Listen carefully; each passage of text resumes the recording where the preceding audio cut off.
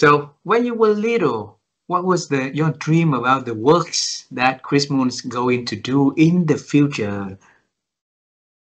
As a child, I guess I wanted to do something useful.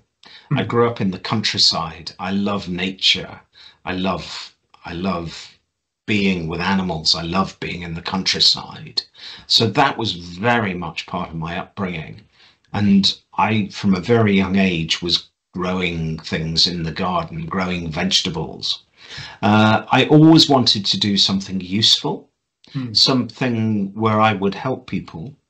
And I wasn't quite sure what that was. Initially, I thought growing food was a really good thing to do.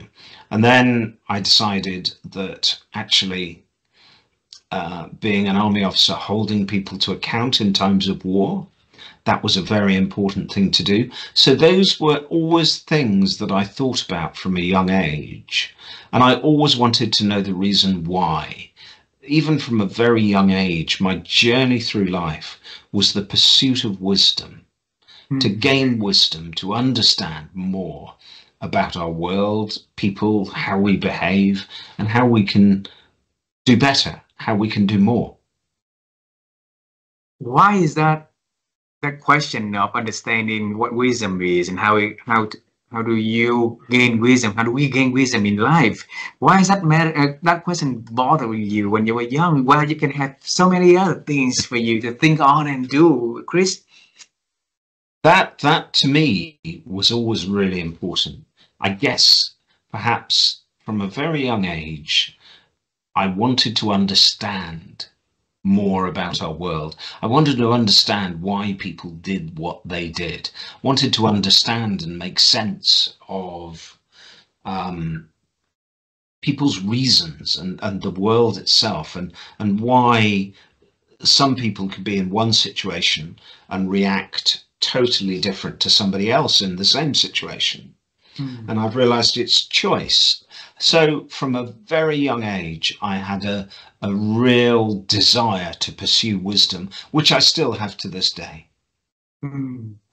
Was there anybody at the family influence you or being a role model for you in that path? Well, certainly my aunt, she was a remarkable character. And she had a disease called polio, so she needed a caliper to walk. So she was a bit limited in what she could do. But she was a remarkable character. And I think that she had that attitude to life. Let's understand more. Let's do what we can to help people make the best of their lives. And if we can do something that will help somebody else, that will add value and meaning to our own existence. So she was a tremendous role model. And the way that she lived her life, overcoming her own disability, was a tremendous example to us all. Wow. Chris, if you want to make sense of the world, right, you can choose to become a psychologist, endurance psychologist, or anything like that, but you chose to be serving in the army, in the British Army. Why did you choose that? Because I believe that all it needs for evil to triumph is good people to do nothing. We have to be strong enough to stand up to what is wrong. And certainly what I did in the army, in the counter-terrorist role I was in, was about stopping people being blown up. So for me, it was very much a question of, actually, I get the concept of why we need to be strong to stop acts of terrorism. I also think it's really important to put into context man's inhumanity to man.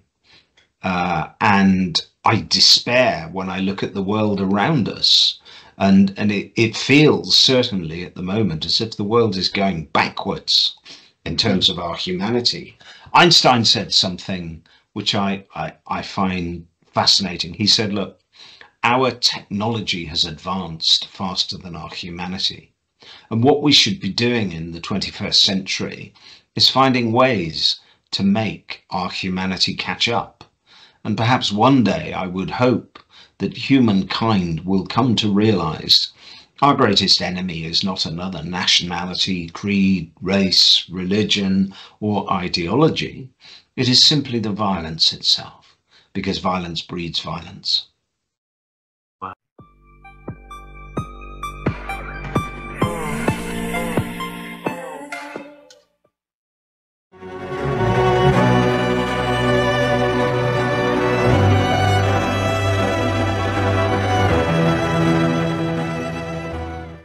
How have you grown your ability to think over the years?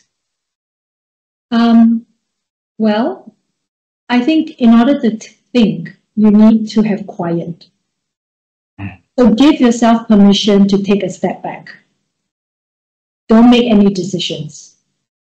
Really find time to reflect, to understand yourself better, to understand what's going on in the environment, so that you can make decisions.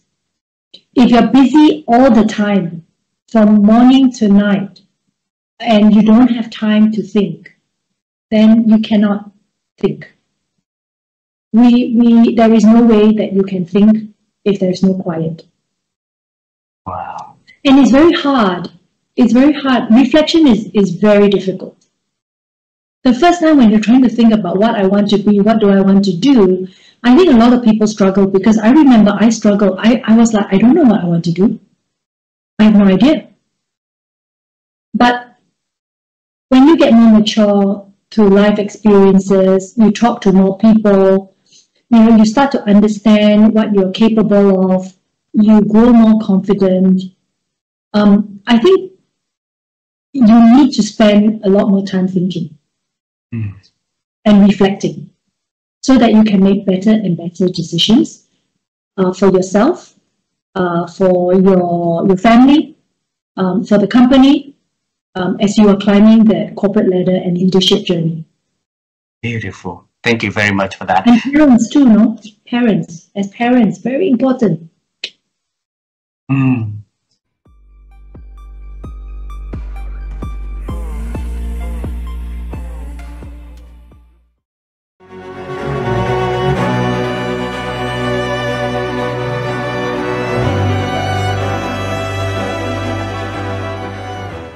So I define wisdom as not something above us, but within us.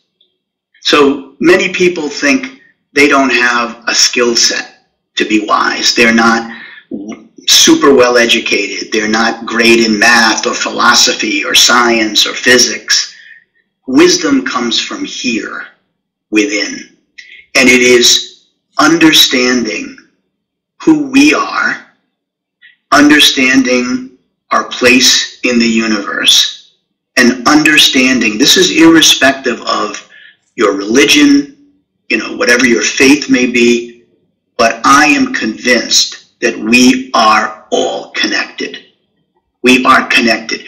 What you want for your family in Vietnam, what someone in the Middle East wants for his or her family, what someone in Canada wants for his or her family, what I've wanted for my family, I guarantee you it's the same thing. You want your family to be happy. You want your family to be safe. You want your family to be loved. You want them to be successful in whatever endeavors they come up with. That's the human spirit. Wisdom is learning from our mistakes, not judging ourselves too harshly because we make mistakes, because we're human. We are going to make mistakes. We are going to sin. We are going to do things we shouldn't do. But we can learn from that. We can, through wisdom, say, I'm going to be better. I'm going to improve. I'm going to help others. And my belief is that if you, me, anyone wants enduring happiness, when we think about what makes us happy, it will always, always, always involve others, never alone. If you are truly happy, it might be happy with your spouse. It might be happy with your mom and dad. It might be happy with your best friend. It might be happy with your children.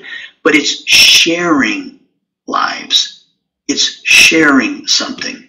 It's sharing what we know. It's sharing our wisdom. It's sharing our love. It's creating that happiness. So for me, wisdom is something that is in us that we just have to uncover.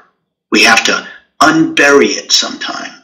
We all have it in us, irrespective of what our education may be. So John, how can we unearth it within ourselves? What can we do?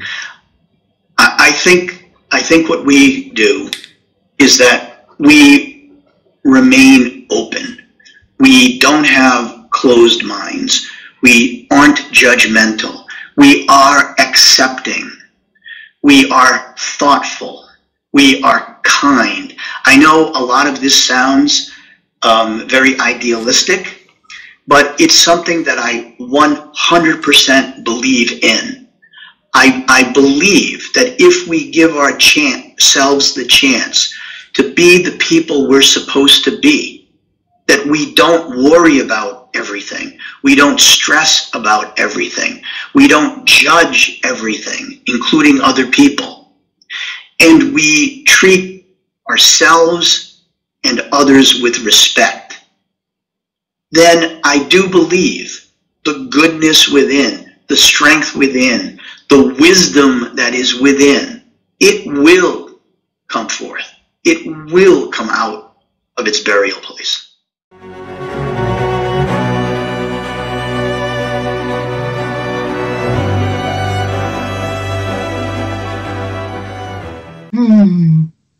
I will bring Miss Marsha to this conversation because I had the pleasure of having Marsha as my guest at the LinkedIn Live that I do once a month.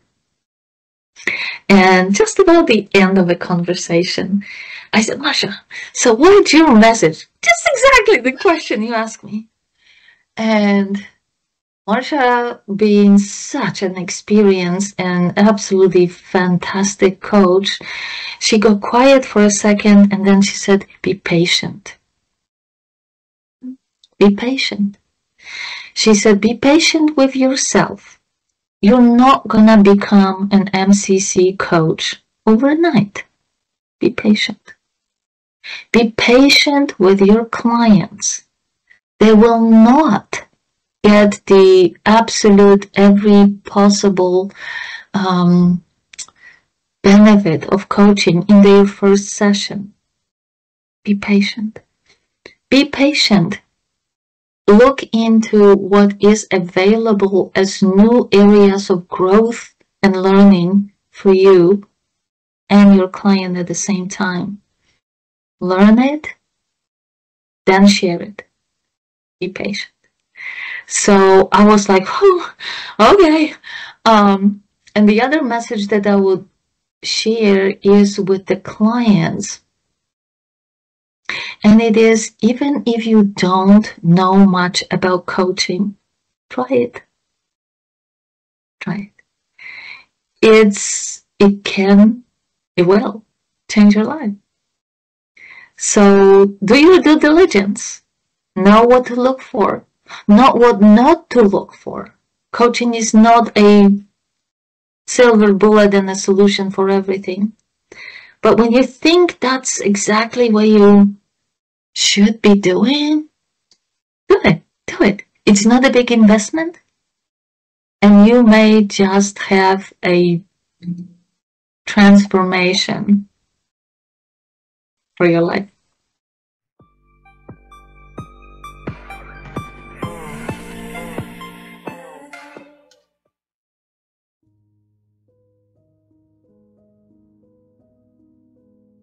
Well, I think in every one of those moments for me, I can now look back, perhaps through my wisdom gear, and see all of the little things I was doing every day to prepare for that moment. Wow. So I'll give you an example, because a lot of young students come to me. We're right next door to the University of Michigan, and a lot of students hear about me. They reach out. They want to come talk to me. They want somewhat ask the same kinds of questions you're asking, but they're in their early 20s at that point. And they ask me often, what advice do you have for me as I go out into the work world? And I tell them that the most important thing I learned to do when I got my first jobs is to do this, to raise my hand and volunteer for things. And I say, let me tell you how that worked for me. And part of it was, I think in the back of my mind, I always knew I wanted to have my own business. That was just a kind of a bucket list goal for me. And so I said, you know, I was a programmer. I was a technical person. I had studied computer science at the University of Michigan. So I knew that the value I was being paid for was to create software with my fingers and my brain. You know, that was how I produced value. But if I wanted to grow, I needed to have different experiences. It couldn't just be technical experiences. So when the salesperson came into the room of engineers and said, hey, I'm going on a customer visit. I need an engineer to come with me to explain our products to our potential clients, I raised my hand and I said, I'll go. When the HR director said, hey, we're planning the holiday party for our team, and I need a few people to help me plan it and execute it. And I said, I can help with that. Wow. When the manufacturing team that was building the little electronic products that we were shipping said, hey, we're really behind on shipments. We need a few extra hands back in manufacturing to help build the products. I said, I can help with that. When somebody said, hey, we're going to a trade show in Las Vegas, we need somebody to help build the booth, man the booth, talk to potential customers, I can help with that. And I would say that all of those in the moment learning opportunities were done minute by minute, day by day, week by week, year by year, so that when later those really big moments happened, I had all of this body of experience, knowledge, and wisdom built up from those other moments where I raised my hand that, you know, it often, you know, there is a phrase that says fortune favors the prepared mind.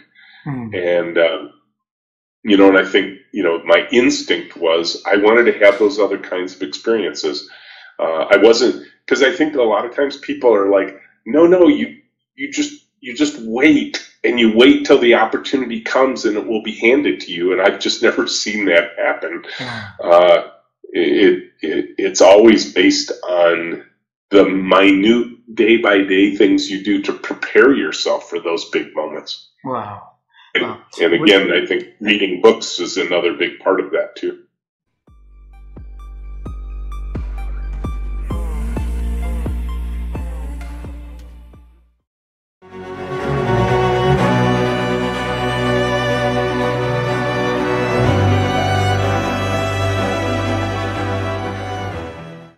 So there's probably two pieces to reflection time, because it is insanely important. It's something that I practice probably daily, but definitely weekly. And it's something I encourage everybody to do, because you have to take a moment and lift your head from everything happening and think about what you've learned and what you want to do. So the first piece is logistical. I spend time every single week looking at my calendar and making sure that I have time for reflection. So I am more of an introvert that does my best thinking when I have the time to internalize it and have quiet time to restore my energy. So I will often have a day that is back to back to back of client meetings and coaching conversations where I don't have time in between, because I know I'm not going to get anything done and I'm not going to have reflection. But I then know, okay, where can I fit in a little bit of time that next morning, or where do I have dedicated time on a Friday to think back through these things and what I want to do different. So it is a constant planning for chunks of time and moments to be able to process and think what comes of it. And for me, it's also how do I then bring my best to my clients and what I want them to need or what I want them to be able to do, because a lot of times you don't know it in the moment until you've had that time to reflect, and then the aha comes. The second piece is it's usually when I'm walking. It is usually those morning walks when I am telling myself, look for that moment of awe. I'm not even intentionally giving myself a list of things to reflect about. It just pops in. And in that, something emerges that is what was needed. And I keep my phone with me so I can drop a note and follow up on it later. But I find both the logistical piece of it and then making sure that I'm able to do that reflection is key.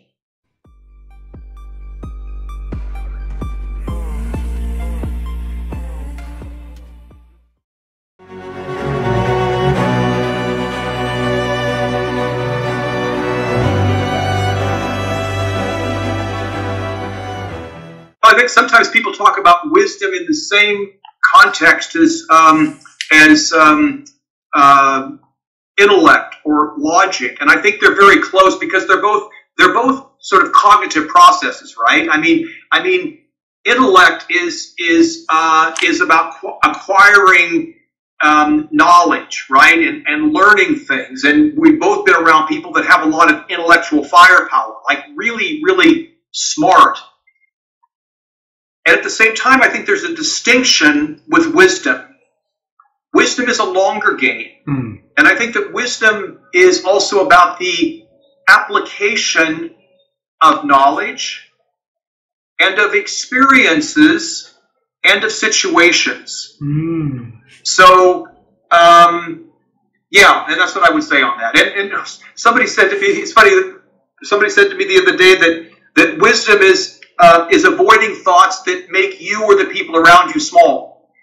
So and that just kind of stuck with me. And I think that part of maturing with age, at least for me, I was very hard on myself. I came from a very performance-driven family, which had its positive things, but that can also be quite hard if you're always putting yourself under a very critical analysis. And I think one of the things I've learned as I've grown and aged is that to be more gentle with myself and gentle with those around us. And I think that fosters a more trustful, constructive environment. So I think wisdom is also there's a gentleness to wisdom.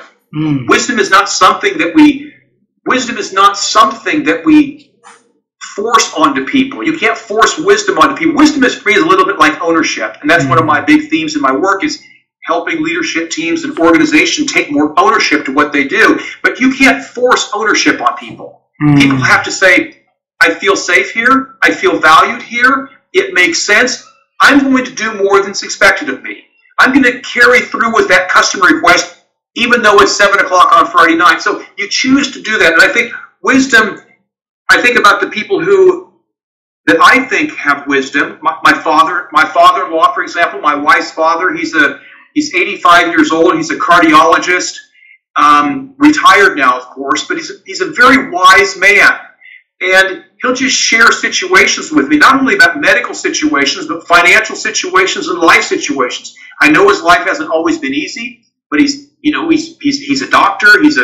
He's been running hospitals, but he has a lot of experience that he just shares it, but he doesn't force it on me. And I've also been really blessed that most of my bosses, as I look back at my life, most of my bosses, I think, possessed a lot of wisdom. And the characteristic there was not, they weren't telling me what to do, but they were always available for me when I had a question, like, what do you think about this? Or I'm in a tough spot here, or I think I've done something with a customer I shouldn't have done here. And I just noticed that those people were gentle in their sharing of experiences without telling me what to do. So I think wisdom is sort of a gentle intellect, if you will, wrapped in emotional intelligence, perhaps. Wow.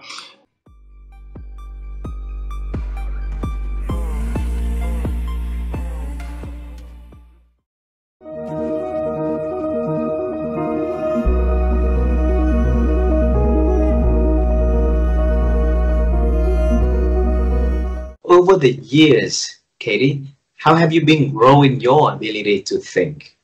Yeah, so one of my favourite things is if I see something once that I don't understand, I let myself ignore it. if I see it a second time, I'll pay attention, but I might not do anything about it. The third time I notice an idea or a concept or a thing that I'm not aware of, I'm like, right, now I need to do some research on that and work out what that is and try and understand that. So a good example of that would be blockchain. So the first time I saw it, I was like, interesting, don't know. Second time, oh, it's come up again. Third time, it's like, right, now I really need to come to terms with what this is talking about. So that for me is the way that I really prompt myself to keep thinking. Wow. And you mentioned about the people in your world also, the people that push you, the people that support you, the people that motivate you to go to the next level, and by writing the books and, you know, helping their clients also, right? So I'm curious to see how did you, you know, on what criteria did you decide, oh, this person maybe can join to your circle of influence, or that person can join to your circle of influence? And so how do you rank it? So do you mean in terms of like who I associate with, like in the workplace, like who I would see as being part of my network? Yes. Yeah. If they're nice, generally, that's a good thing. Like I don't mess around with people who are a-holes. Like they can just do one. And I think there's enough people out there who are nice that they're the ones to focus your attention on. And I think it's about that kind of that shared respect for one another. So feeling that you really admire and appreciate the work that someone else is doing, and that feeling is reciprocated, certainly on a professional level, that's amazing. That doesn't mean that you have to be peers. So I've got some phenomenal interns at the moment who've come from one of the programs at LSE. They're struggling to get a job at the moment because the market is brutal in the UK. And they're so smart. I'm learning so much from them. Their skills in terms of like more contemporary online research methods, the types of AI tools that they're familiar with, that they've been taught about on their course, they're phenomenal. So like the respect definitely flows both ways there as well. They've got a great skill set, and it's amazing to learn from them in the same way that they're learning from me.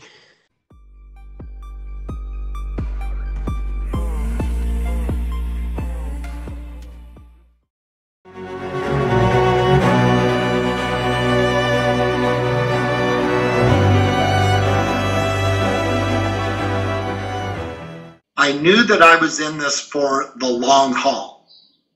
So I knew that it was going to be a long journey. So I sort of had my mind made up that, you know, I'm just going to focus on a day at a time, a week at a time, month at a time, and not worry about 2, 3, 4, 5 years ahead. And then the final thing is, I took inspiration from one of my hobbies. One of my hobbies is road cycling, riding a bike, you know, cycling. And when you're cycling and you're climbing a hill, right, it is so easy to think about just stopping. I'm just going to stop. But you remember a couple of things. You think, well, the top of the hill might just be right around that next turn. I just need to make it around the next turn because that might be the top of the hill, and then I'll be done. And so I didn't want to stop right before that final turn. You know, when times got tough, I was like, well, maybe next month, you know, I'll be through this challenge, or I'll be at the top of the hill, so to speak.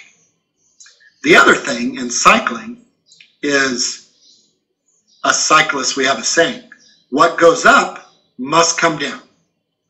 So eventually you'll get to the top of the hill, and then you'll get to enjoy the downhill on the other side, you know, where you just get to coast and relax and go super fast down the hill. And so I sort of always had that in my mind, that I don't want to miss the downhill. Once I climb this mountain and get up to the top, I really want to enjoy coasting down the other side. So that sort of helped me keep going as well. Does that make sense? Makes a lot of sense.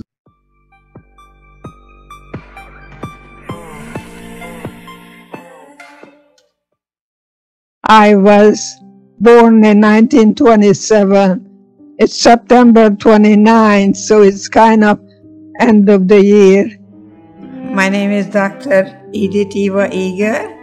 People call me Dr. Edie.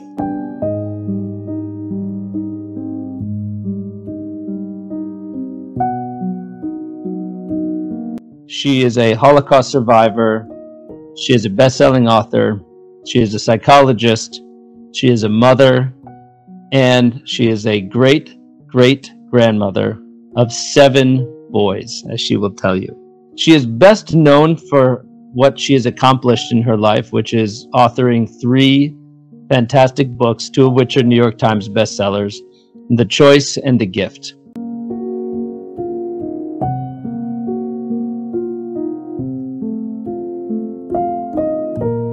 Acknowledge what you're doing now, whether it's working for you or not. The choice to know that you have other options, to be able to stretch your comfort zone and to be able to look at the same thing, but from a different perspective. When you found out that not only were you not able to compete, but that you were going to be a prisoner, and that you were in a place far worse than anything you had experienced. Auschwitz, yeah.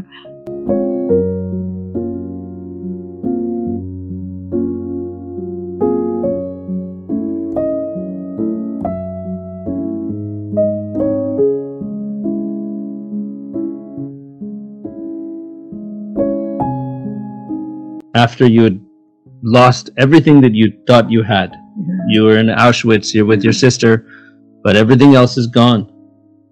What are you saying to yourself? I'm here. I live. It's just temporary, and I can make it. It's not gonna be easy. You know, don't bother it. Don't make it better than what it is. But in your mind, put it in a way that you know that you're gonna make it. You're gonna come home alive. And thank God. Every moment is precious to me. We don't seem to appreciate sometimes what we have until we lose it. We don't appreciate what we have until we lose it. We are creatures of habit, and we always go back to the familiar. But if it's not working anymore, how we can really find choices that we can try again? It's very hard to change. People are very, very much sticking to the familiar because change gives you the fear of the unknown. But if you don't change, you don't grow.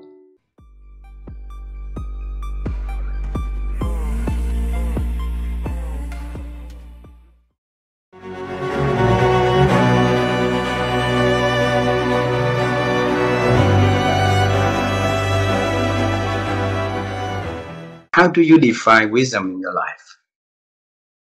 You know, it's such an interesting question because, you know, to me, wisdom, when I think of wise people, I think of people with a lot of experience, you know, that have lived a life, right? Sometimes we'll say, oh, that young person is wise beyond their years, you know, and so you've got people that really are deep thinkers at an early age. For me, wisdom is all about sharing experience and a life well lived, right? I think wisdom is the culmination of your life's journey. You know, what were some of the experiences that shaped your life, that shaped who you are and the community that you serve? You know, you and I are both great fans of Marshall Goldsmith, right? Yes. And whenever I talk to Marshall, his life experience and the way that he is able to share what he's learned, to me, that's wisdom, right? It's not just knowing a lot of stuff, it's sharing that experience. How do you take that knowledge and that wisdom and share it with the people around you? And no one does it better than Marshall. you know. And I will tell you that the reason that I said yes to your email is because Marshall taught me that when people ask for help, or they ask you to endorse a book, or they ask you for your opinion, there's only one answer, and the answer is always yes. Wow. Now, I wasn't always that way. You know, I think a lot of people think that wisdom is acquiring a lot of knowledge and keeping it to yourself for your advantage, right? I know stuff you don't know, and that gives me the upper hand, right? I think true wisdom is gaining a lot of great knowledge and then making sure that you share it with people that need it and ask for it. So, you know, I was so touched that you thanked me for responding to your email. I'm thinking you should thank Marshall, because he's the one that taught me to say yes to all those things. Isn't that interesting, how wisdom cascades, you know, wisdom ripples. Wow. And it was from Marshall to me to you. Yeah. And just because of that kind gesture that you did to us, it's really hard for my wife and I to ever say no to anyone that asks us for help. And this one also, and you know, so every time that that someone asks us for help, and even if we are busy with something, we're trying to delay to saying yes at a later time, but we're always trying to do it as much as we could do. And Vivian always told me it's all because of Chester. And well, and see, that's how wisdom gets transferred, right? Yeah. It's from person to person to person, those acts of kindness. You know, I am such a fan of random acts of kindness. You know, it costs you nothing to be kind. It costs you nothing to hold the door or help somebody with their packages, or, you know, give them a kind word or a pat on the back. It was interesting. Just last night, my wife and I were at the grocery store, and we were buying various and sundry things, you know, for the next few days. And the woman at the checkout was just delightful. You know, and often, you know, jobs like that, they're hourly jobs, and they kind of survive the day, get the paycheck, go home. She was so engaging. She was so friendly and so lovely that we have a tradition in our family. Let's see if I can find one that makes sense here. We have these little gratitude stones that I carry with me. And she was so wonderful. I said, hey, I've got a little gift for you. It's a good luck gratitude stone. And she goes, oh, really, for me? And I said, yeah, you know, it's a stone because a stone in the pond makes the water ripple, just like your wonderful smile and your wonderful positivity. So I hope it brings you good luck. And she goes, oh my gosh, I will carry this with me everywhere. You know, and I thought, I buy these by the hundreds, by the way. And, you know, they cost $1 or whatever. It took 20 seconds to have that conversation, and to then see her smile and put that stone on her register, and to know that she'll carry it with her. Why not? You know, why wouldn't you? And wow. I love just little random acts of kindness. And my wife said, well, you made her day. And I said, you know, I know you, my wife knows this. I set a goal to uplift a stranger every day. Beautiful. So somebody I come across, can I do something kind for them? Can I give them a kind word? Can I give them a little gratitude stone? And you know this because you do this. Not only does it make their day happy, it makes your day happy. I mean, you always feel good. When you say yes to those people, you and your wife, of course it lifts them up. It also lifts you up, doesn't it? I mean, you feel great about being of service and helping somebody.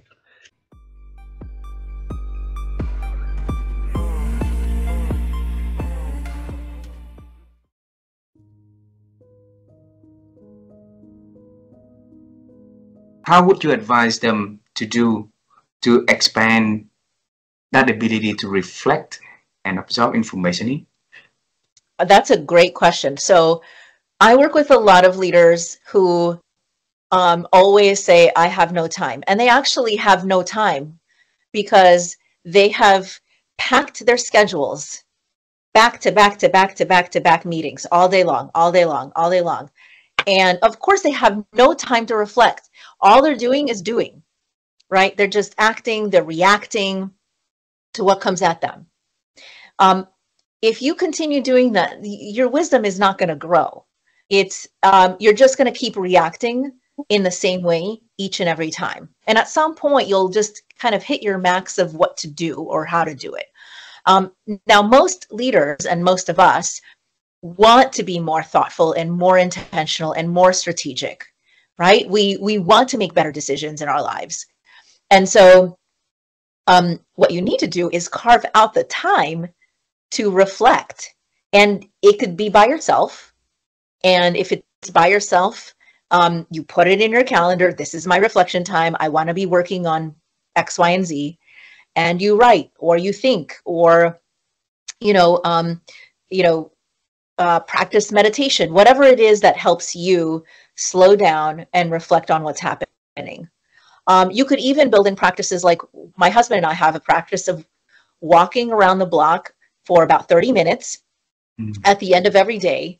And yes, we're connecting, right? Reconnecting as a unit. But what we're also doing is trying to make sense of what happened during our day and getting some reactions and thinking through it. And that is reflection time, right? So you could do it with another person. You could do it with a coach, you could do it with a therapist, you could do it with your spouse, you could do it with your child or your grandfather, whoever helps you slow down and think through what happens and make sense of things. And what happens when you do that is like all of a sudden they'll ask you various questions and you'll have insights. And those insights could be translated into next steps.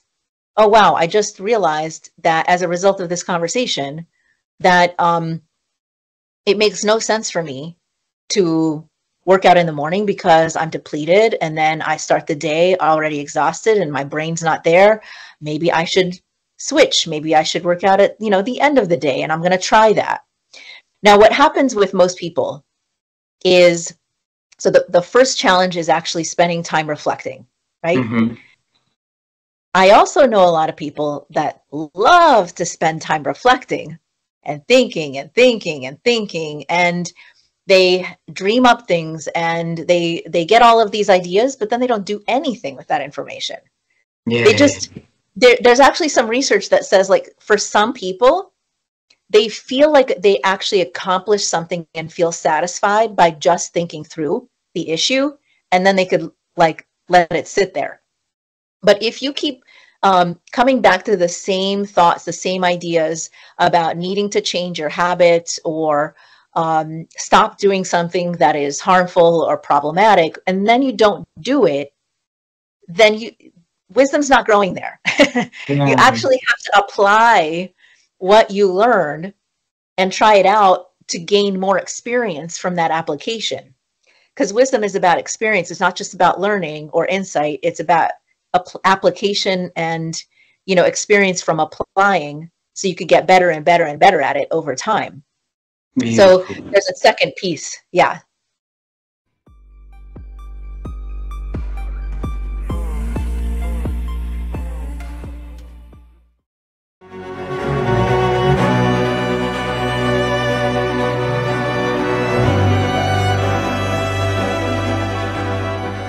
So everything you touch is really, really flourish, right? How did you do that? So a couple things, and we mentioned it before, the work ethic, the discipline, the accountability, putting in the time, being willing to sacrifice and say no to one thing and yes to the other. When we're in our career, we have to be very disciplined and accountable and have that work ethic and do what we need to do to build up that flight plan and confidence, which is a byproduct of our work ethic and our disciplines. So that's foundational. But also, it goes back to the wingman philosophy of others who helped me. When I first decided to become an entrepreneur, I joined the National Speakers Association, which I know you're familiar with. So many other folks who coached and mentored me and took me under their wing, and who I built relationships with, who I had the courage to say the three most important words in life, which are, I need help. To be transparent and honest enough to reach out to people and say, hey, help me. I'm afraid. I don't know. And to build relationships with people and to be around others who are giving, who have that servant mentality, who give their wings away. And so that was a big part of my career and in my life, finding those mentors and coaches and friends who quite frankly gave me the inspiration and advice to step out of my comfort zone and to do what needed to be done.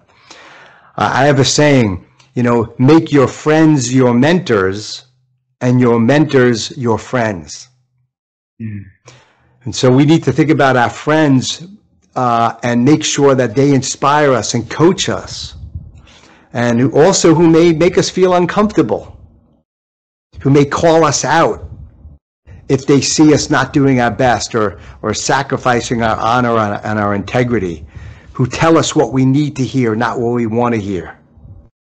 And so I love that part in the military. We spent time with great people, sharp men and women, and my friends, sharp, confident, but they pushed me, they embarrassed me in front of, just by myself, who say, Walter, you could do better than that. What were you thinking? You need to be doing A, B, and C, and coaching me through these things, because many times we have blind spots in our lives. When we're strapped in our plane, we can't see behind us. Mm-hmm.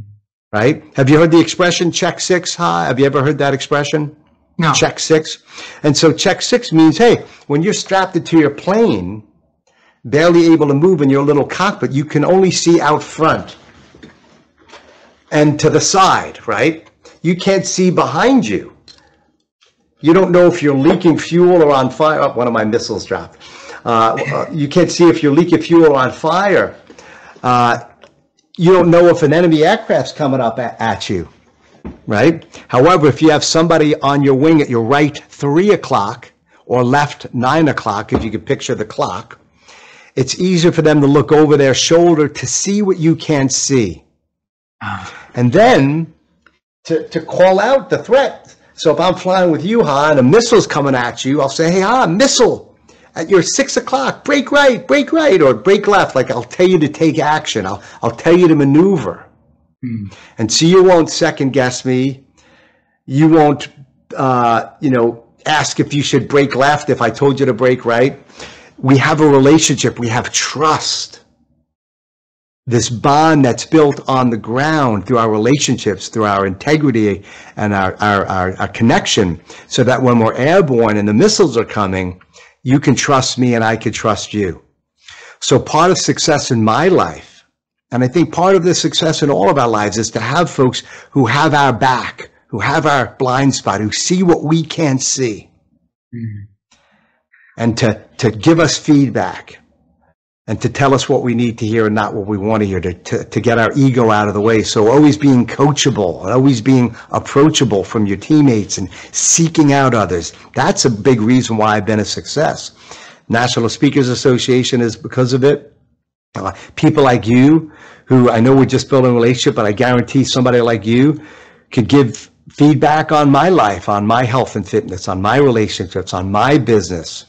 Opened the doors for me in Vietnam, and I can hopefully open some doors for you, because we have this bond now, this connection that starts with the heart and then goes to the hand. And the hand, it's about pushing up the throttle and performing.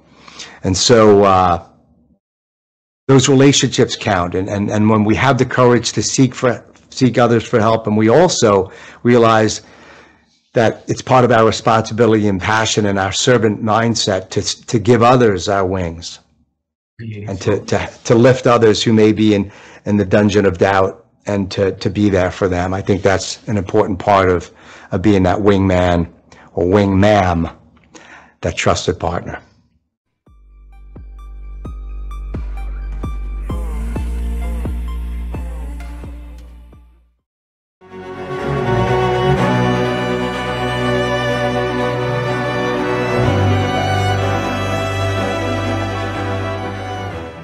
You listen to those, I put in here that little says, right? The little says, it made no sense to you back in the 20s, but you kept it there, okay? Even it's not making any sense, not making any values, but you kept it there. And by the time flies by, and then when something happened, that you reflect on that and bring back those insights out, bring back on those wisdom out.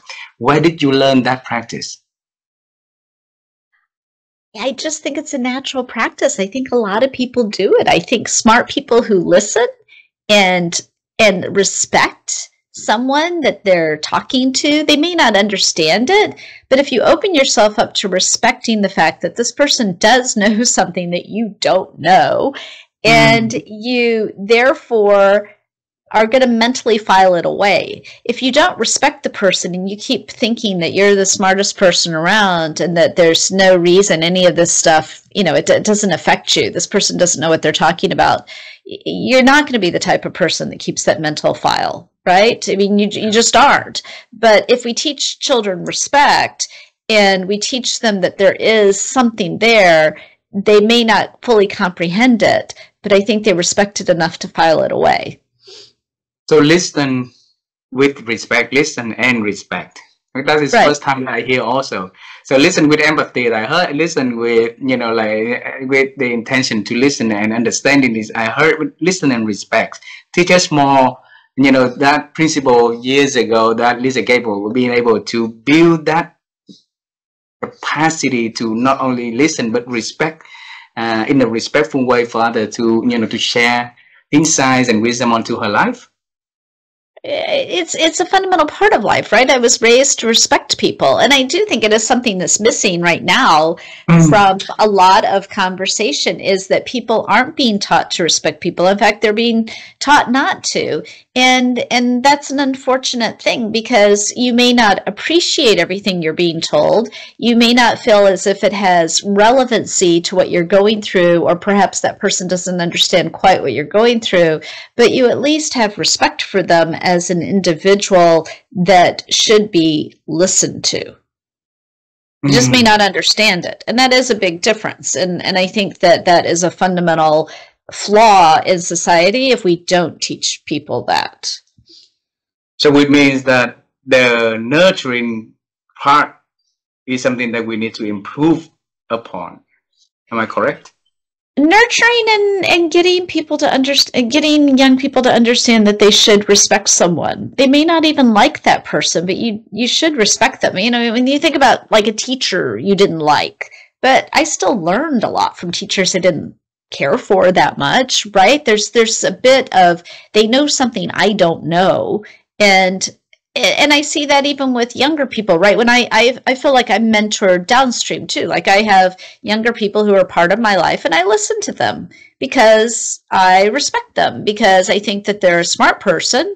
They care about other people. They're doing intelligent things, and therefore I'm going to listen to what they have to say.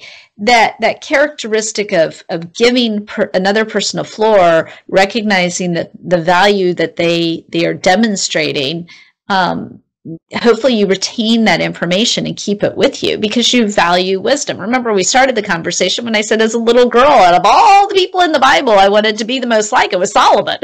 So I got the wisdom message pretty early on.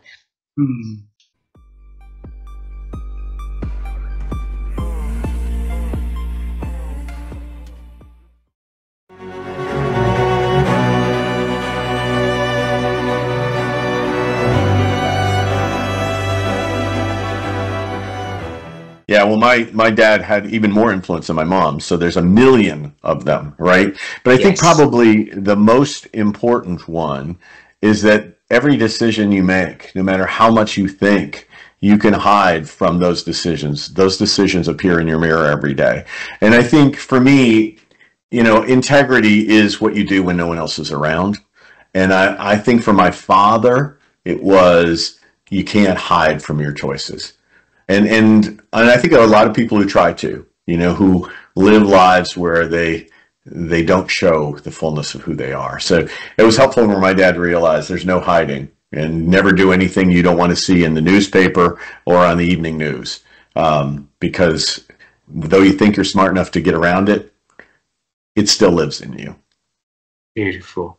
The last question, travel time with me. one more time, okay? It seems like you have another meeting, right? So I want to keep it quick.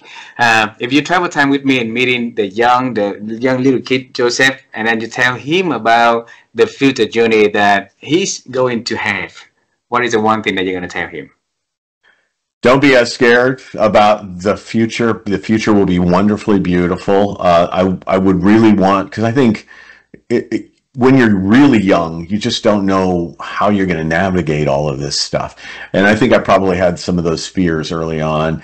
But more importantly, just enjoy it more and give yourself a little more time to savor and a little less time to reach. So I wish I'd have taken a few of those more moments along the way, and I'd like to have him think about that so that he doesn't just rush past some of the most beautiful moments of his life.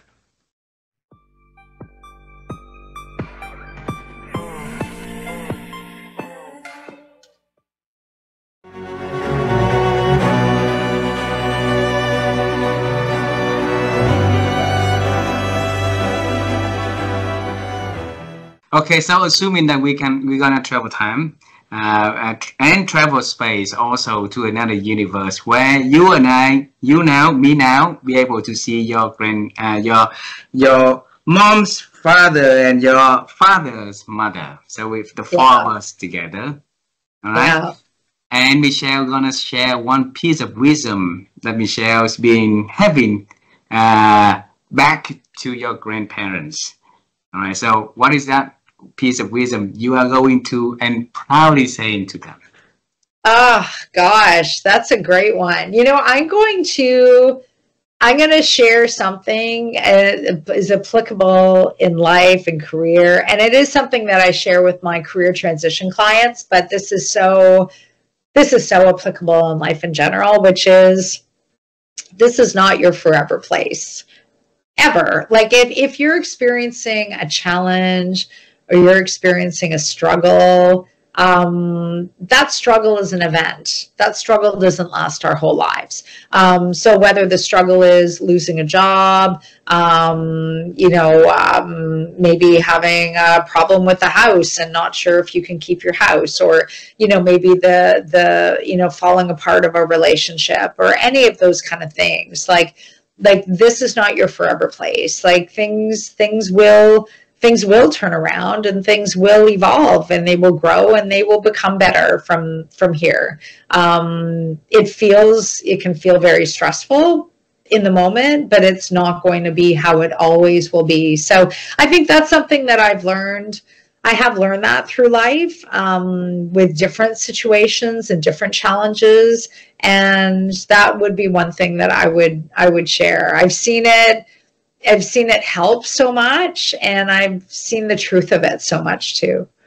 Wow. And I hope that this message, that piece of wisdom, will reach to many, many people during this challenging time in their lives, right? So that it can give them hope, and it can give them the courage to continue to face with setbacks and challenges. So on their journey, they'll be able to find peace and joy. So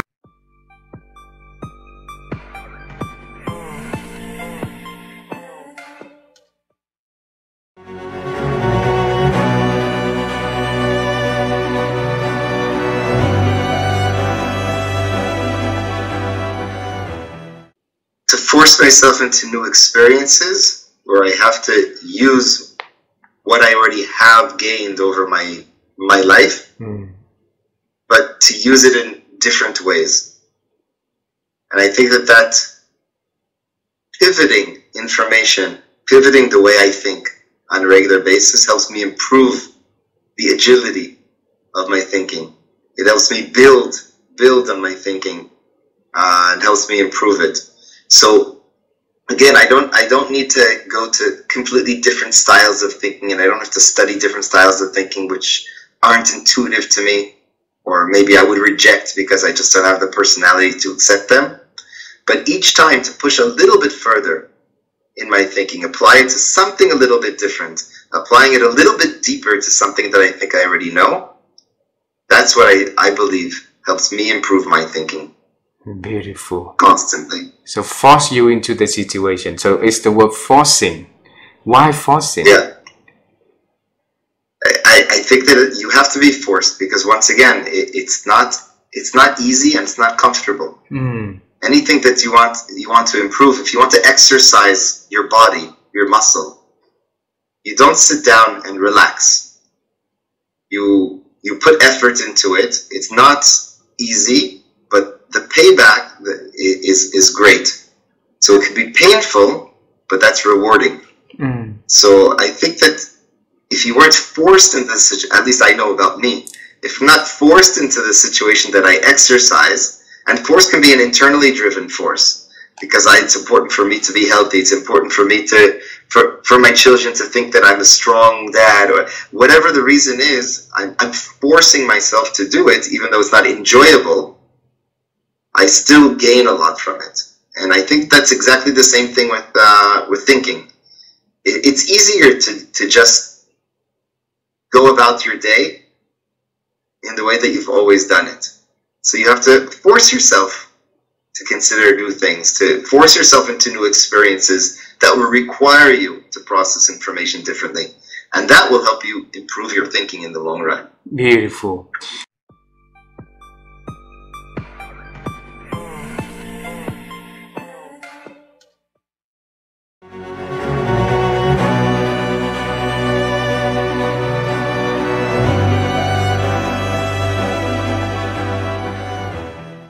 Well, because we've been brought up on the selfish,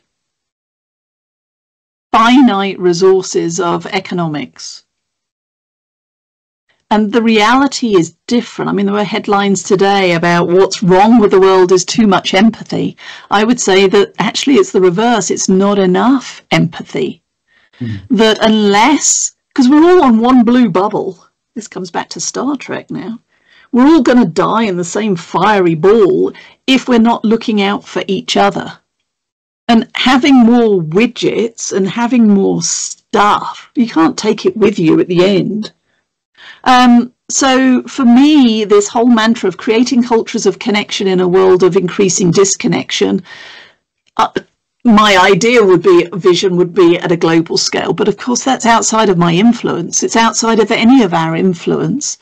But what I can influence is creating a culture of connection with you in this conversation, to start creating that culture of connection to the people who are watching and listening to this conversation, to feel like we belong, to feel seen and heard. And then as leaders, whether we are the CEO or the intern joining an organization, we can do that at the tables that we sit in at work and at home. Do we bring in everybody? Do we allow space and silence for the quieter voices to be heard? Do we pay attention to the colleague that was always bouncy and enthusiastic but seems a little bit more reserved? Are we curious about what might be happening in their home lives that's draining their energy? Are we watching on the computer screen for who's just going through the motions but maybe hanging up and going, oh? Because that's the danger of technology, is it gives us the illusion of connection unless we're paying attention. But this medium, I have learned since the pandemic, some of my newest and deepest friendships I've made through the camera, because I chose to lean in. I chose to share more of my story. I chose to not always appear, in my office attire. Sometimes it was PJs and a little bit of bed hair because I just couldn't even. But when we can bring more of our human to work, when we can bring more of our human to our conversations, that's when we start to build connection, not just a relationship. You do your stuff, I do mine, but we build a connection. That's when we become better together.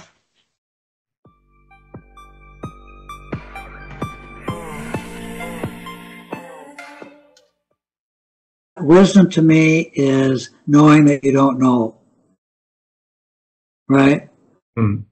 Understanding that you don't know everything. And wisdom comes from listening to other people, listening to what they really say, and being attuned with who they are, And wisdom comes from your life experiences, you know, but you don't have to experience everything you don't have to have somebody you don't have to have somebody tell you don't touch the stove if you can see the stove is hot, you know. But wisdom comes from learning to listen to people when they say, Howard, the stove might be hot, be careful. And so wisdom is living a life full of curiosity, willing to learn, willing to grow, and understanding that you don't have all the answers.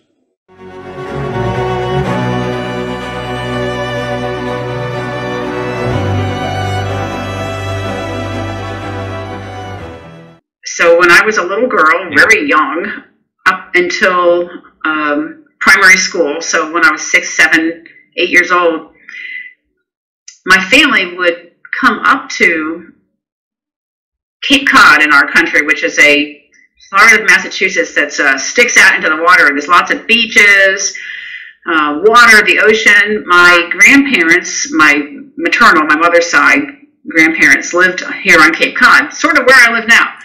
And I had been born and raised in Maryland, but when I retired, I finally did retire up here to Cape Cod because of those childhood memories with my grandfather. So my granddad had a rowboat, and he would take me out when I was a little girl. My grandma would make us sandwiches, like peanut butter and jelly sandwiches, and my granddad would row the boat out into the bay, not the ocean, but a bay about a mile or two long, like the one I live on now. And he would teach me how to row. And for anybody who's rowed when they're young, you get into a rowboat, you have an oar in each hand.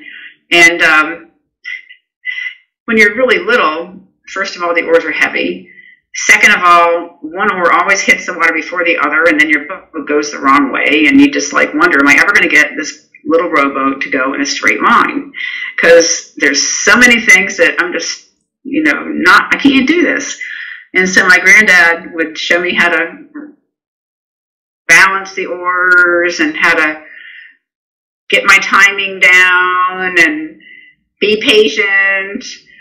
And he was very calm, cool, and collected.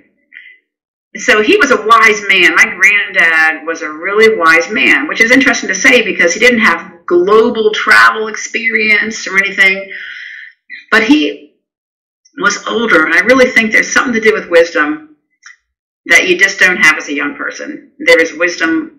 It takes time, over a lifetime. So my granddad was a wise man in his own way. And wisdom isn't something you can just put in a jar and sell. My granddad had his own form of wisdom, and that was knowing how to teach a young girl, how to pass it on to a young girl to help her have an experience on the water where I could eventually dominate those oars and I could row.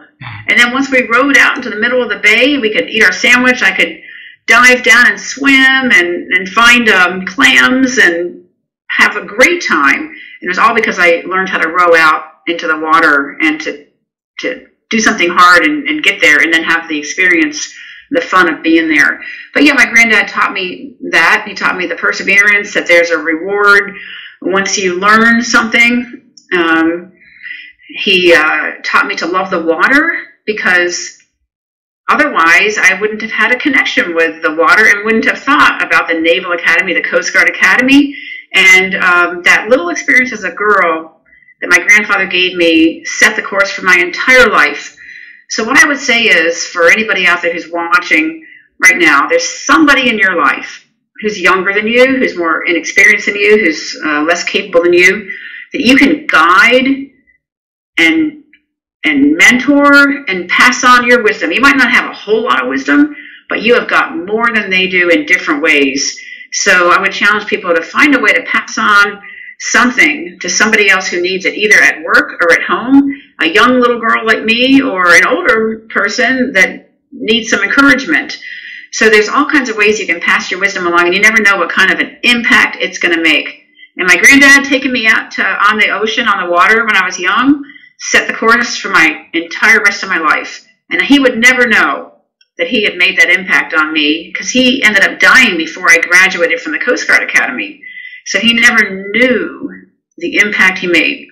And so that's another thing about this delayed gratification. A lot of the things you do today, you're not going to ever see the benefits from, but you have to look inward and do what's right, do the right thing, and understand that a lot of what you're doing is planting seeds for the future.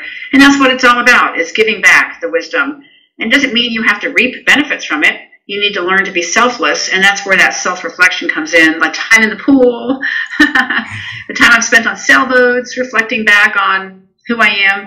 And then at this older age of life, that's why I wrote the book, is to give back the leadership lessons and maybe some of the wisdom that I garnered during this 40 years serving in uniform.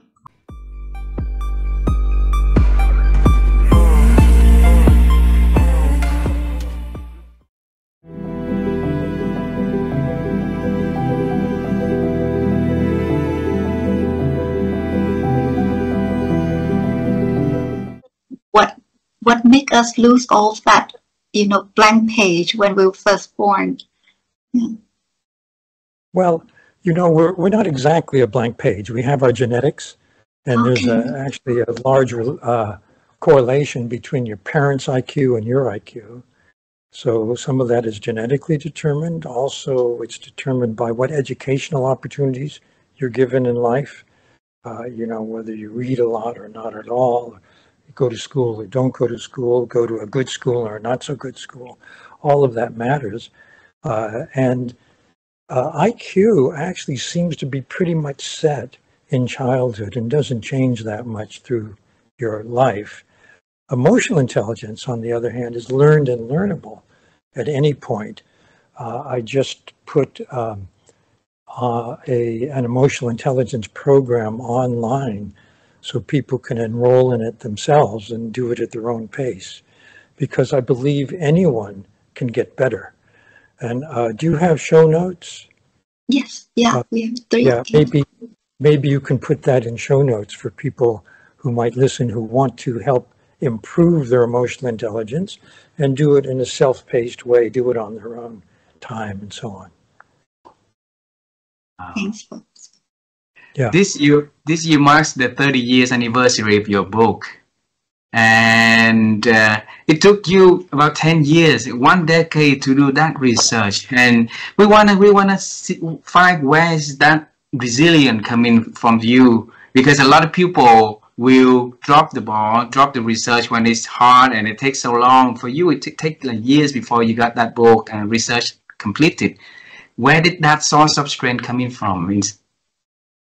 Well, I think I was always motivated, and motivation is very important in persistence, in keeping working toward your goal, whatever that goal might be. And I was able to use some of the things I had done while I was a journalist at the New York Times in the book in a different way, but still I was doing double work, both for the New York Times and for the book. And the book was originally just about emotions in the brain. I saw an article in 1990 by Sullivan and Mayer called Emotional Intelligence. It was the first time I had heard the term. And I thought, oh, that would be a good name for the book. So I used it for the book. I didn't know the book would become so well known around the world. And the concept of emotional intelligence has become spread everywhere. It got a lot of pickup in 2 areas, in education and in business. And in business, it makes sense because people who are more emotionally intelligent in leadership position, for example, do better. They get more motivation out of the people who work for them. People are more loyal to them. People are more engaged when they do their work. And the same is true if you have emotional intelligence. You enjoy what you're doing, you connect with people more, you feel good while you're working. And I think the good news is that this can be improved at any point in life if you're motivated to do it. Wow.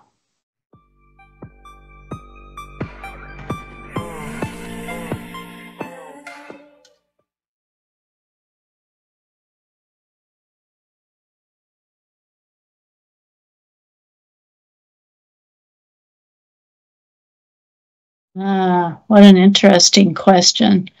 I read a lot, reading voraciously, which is curiosity, you know, and I think I just had a conversation about this with a group of friends the other day, that there's there's a habit that seems to have formed. I don't know if you have this in Vietnam, but certainly here in the US, that the TV is on a lot in people's houses just as background. And I understand it sort of in terms of somebody wanting to kind of be kept company and not be alone, or I'm not sure the motivation. But I think that if you've got this sound, it's not allowing your mind to wander very easily. And it's very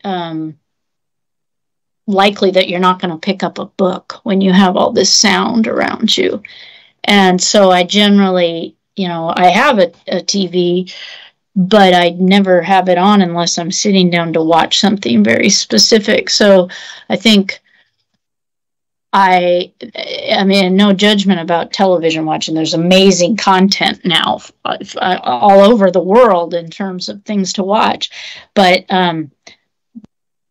giving yourself the time to let your mind wander requires quiet, or maybe music, but you know, something that allows you to be thinking without having a very focused center of attention, where it's much more diffuse and having a lot of things around the house to read.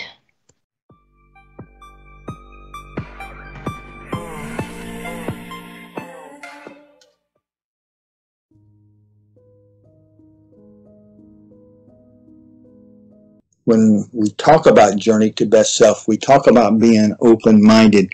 We talk about no one can be their best self by themselves. It takes others to help them to do that. All of that, which is science-based now and is huge in our country, was you know, I had the opportunity to play small parts in building something like that. So that's, you know, it's long-winded, but, you know, that's, and I'm still on the journey. I'm still on the journey. And I've been just very fortunate. But that journey, when I went to the business world, for some reason, I got to meet some amazing chief executive officers who did the same thing the coach said. I want you to work, you know, of course I was still in the business school or the law firm. I want you to basically work with me on some things. And, you know, and so I, you know, had 4 or 5, you know, world-class, very big companies having the CEO says, let's work together and figure out how to do some of this stuff. And it was all about how do we emotionally engage our employees. All those big coaches were very adamant about that.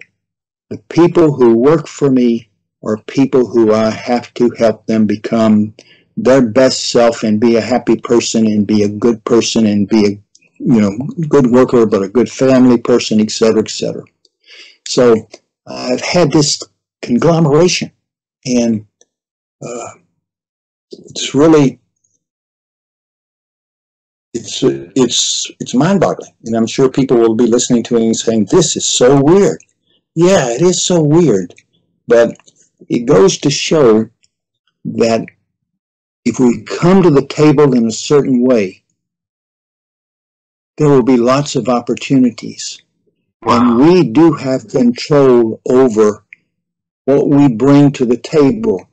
So if you think about it, and there's other things I could have said, okay? I mean, I went to law school and got accepted into one of the top 5 law schools in the country, and I never took the law boards or never did a formal application. I got on the phone and talked to the dean, and we had a 45-minute talk, and he told me, I'll see you in September.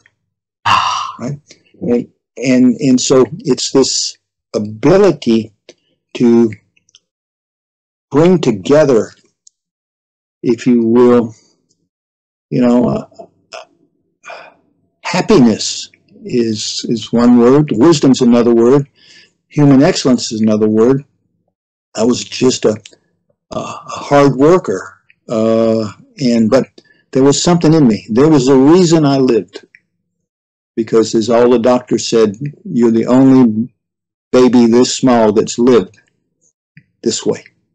Wow. All the babies that were that small when I was growing up died. And so, that's the story. But the story is, and I'm just so grateful to all those people. I mean, the founder of Southwest Airlines was a client of mine. As an example, biggest, which was for a while the biggest and best, the founder of the Ritz-Carlton Corporation, all right, was one of the people that I worked with. I mean, people like that, and all of them, if you will, were, quote, spiritually oriented in the sense that, okay, not necessarily, being one church is better than another church, but it's like, how do we help people become their best selves? Yeah.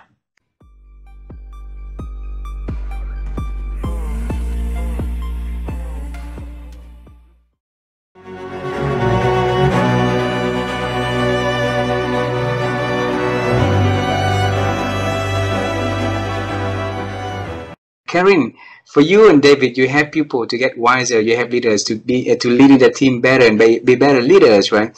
What kind of question do you ask yourself every day?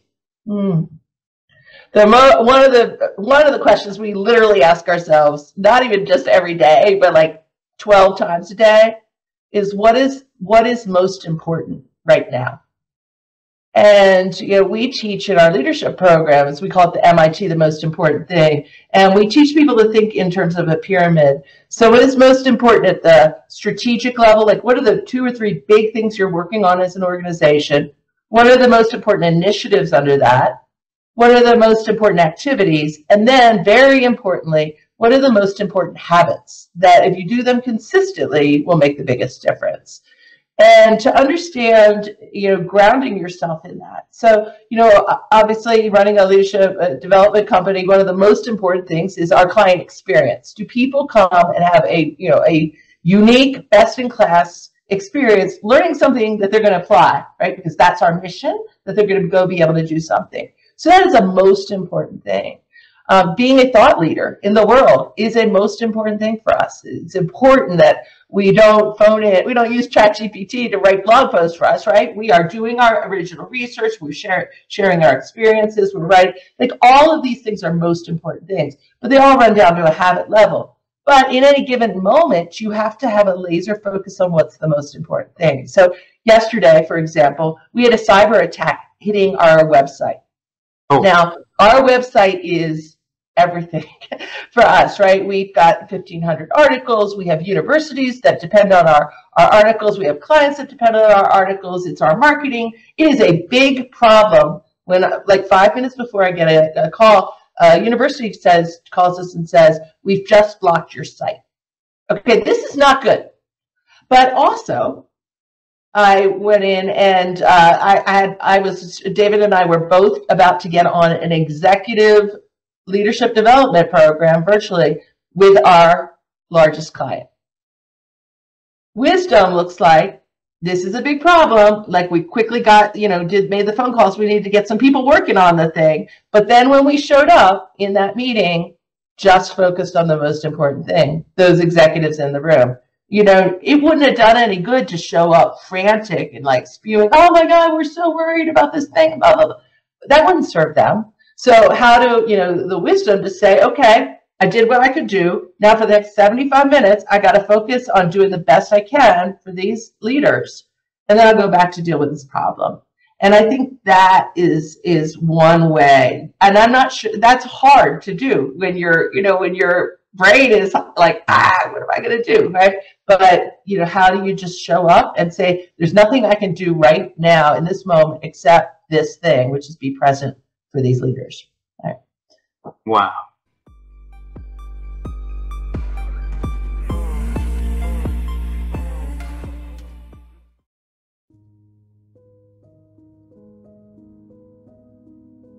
How have you been growing your ability to think and expand it?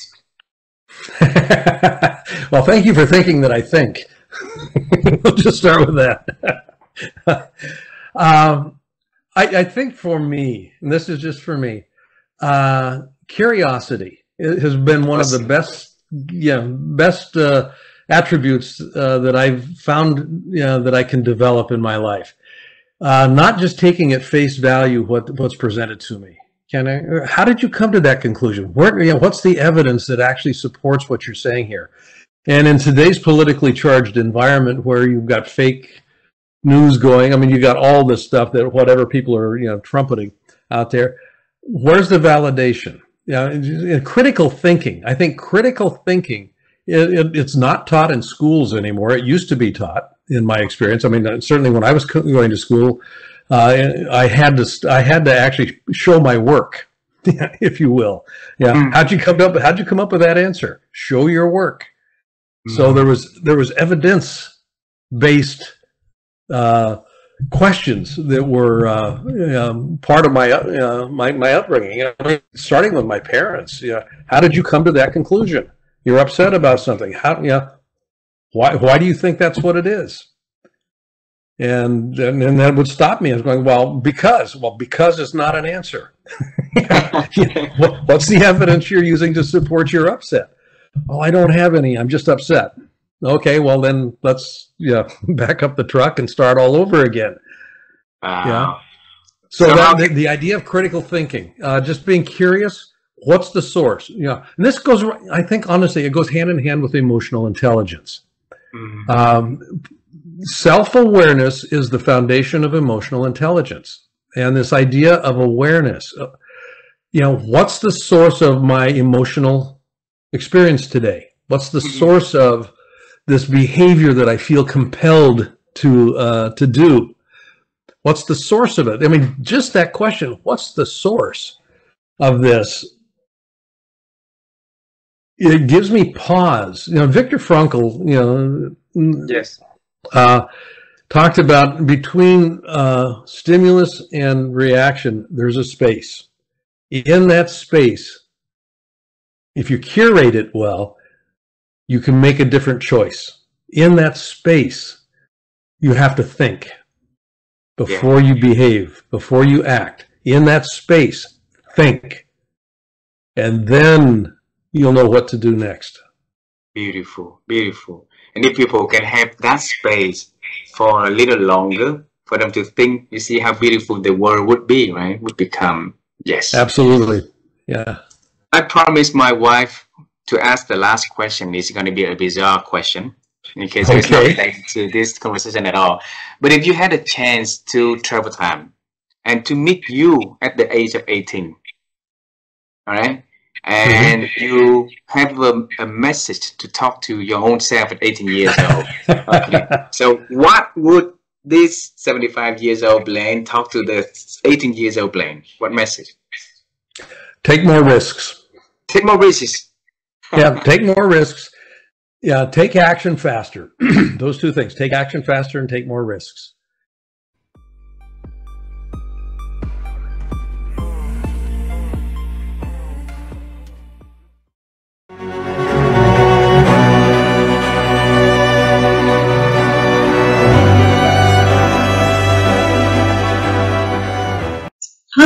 I would say my ability to think, to get out of my head.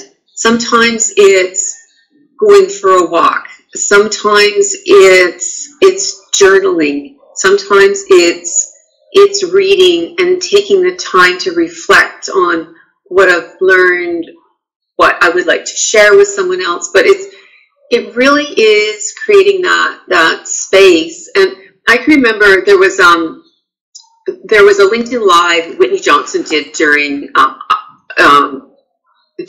COVID, and I am a huge fan of her work. I will openly admit it. And she was talking about, how sometimes we get caught in the scrolling, where we're overwhelmed, and so when we find ourselves getting caught in scrolling, what is the activity we can use to shift us? What does that look like? And so, you know, often when I find myself, and I find that's happening for me when I'm overwhelmed, when I'm feeling tired. So I find actually, I'm not a gifted pianist, but I can play the piano. I can only play it for short periods of time, but I find just the simple movement of getting in front of the keyboard, looking at what I can play. Sometimes I have to use the circle of fifths because I'm missing, my mobility in my right hand isn't that great. But it's shifting your activity. If you find you're getting caught in something that's you're not connecting with yourself, how can you create that connection? Maybe it's walking on the grass, like just walking, getting away. And I think the technology in a lot of cases is impeding our ability to think. So what is the way for each of us to connect with ourselves? Maybe that's a reflection. Maybe that is going for a walk. Maybe that is coloring. Adult coloring books, I think everyone should have. They're a beautiful thing to do. Maybe it's creating a vision board. Maybe it is listening to a podcast. Maybe I think the opportunities are endless. Maybe it's getting out your favorite cookbook and making a recipe that you're going to share with your friends, or make that recipe, invite a friend over for tea or coffee, or take it into work to share with your colleagues.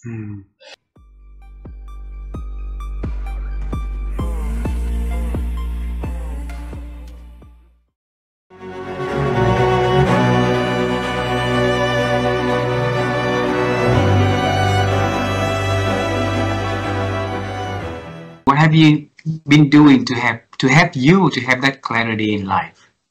For me, one of the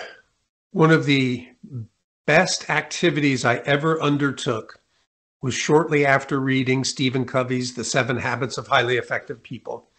I took one step that has impacted my life ever since, and that was in his chapter, Begin with the End in Mind.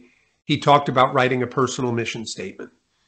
He said, you know, companies have mission statements, they're North Star to guide them, but most people never have anything like that. They just live paycheck to paycheck or vacation to vacation. So I sat down, and that was more than 30 years ago, and I wrote the personal mission statement. And then I would have it pop up on a task every day, Monday through Friday at work, one section of it to read. Now, every morning, as soon as I get up and I go downstairs, I have it on an app that I can listen to. And I think that just listening to it or reading it almost every single day for more than 30 years, it just seeps into your soul. And for me, the opening statement is that when I die, my goal is I want to hear God say, well done. Well done, good and faithful servant. You were faithful with a few things. I'm going to put you in charge of many things. Enter into the joy of your master. And I don't do that in I'm working my way to heaven or I'm earning anything. No, I just want to be pleasing to God like I would want to be pleasing to my wife or to my daughter. I don't have to earn anything from any of them, and I don't have to earn anything from God. But in gratitude to how he's changed my life, I want to be pleasing to him. So that opening statement, and then I go in and I talk about my faith, family, personal well-being, career, but that is like my North Star. Bring me back to that morning 30 years ago when you wrote that personal statement, because that's very important for people to be able to have their own personal statement also in their lives, right, Brian? Help us to share back, what did you do on that morning for you to come up with that personal statement yourself?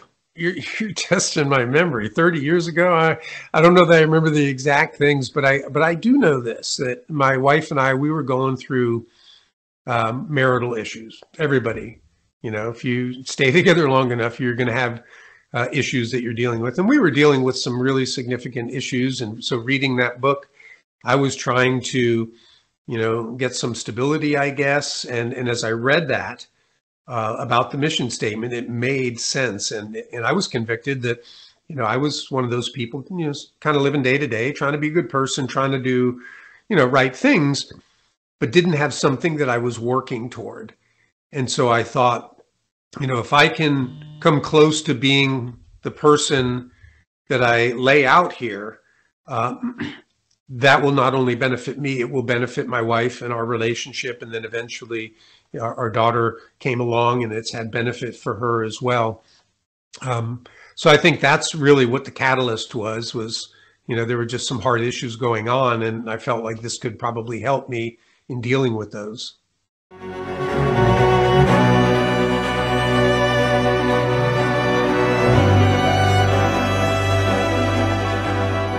It's not our workload that's killing us. It's our thought load.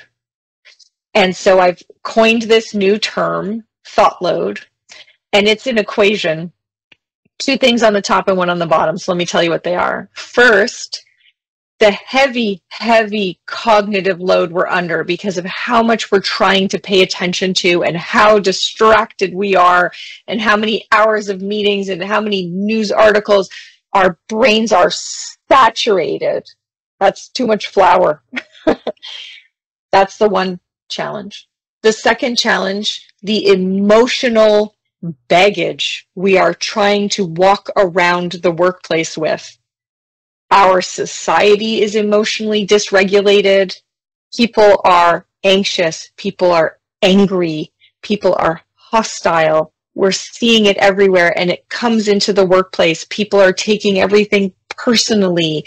They're, you know, they are in the drama and triggered. So we're trying to cope with all of that.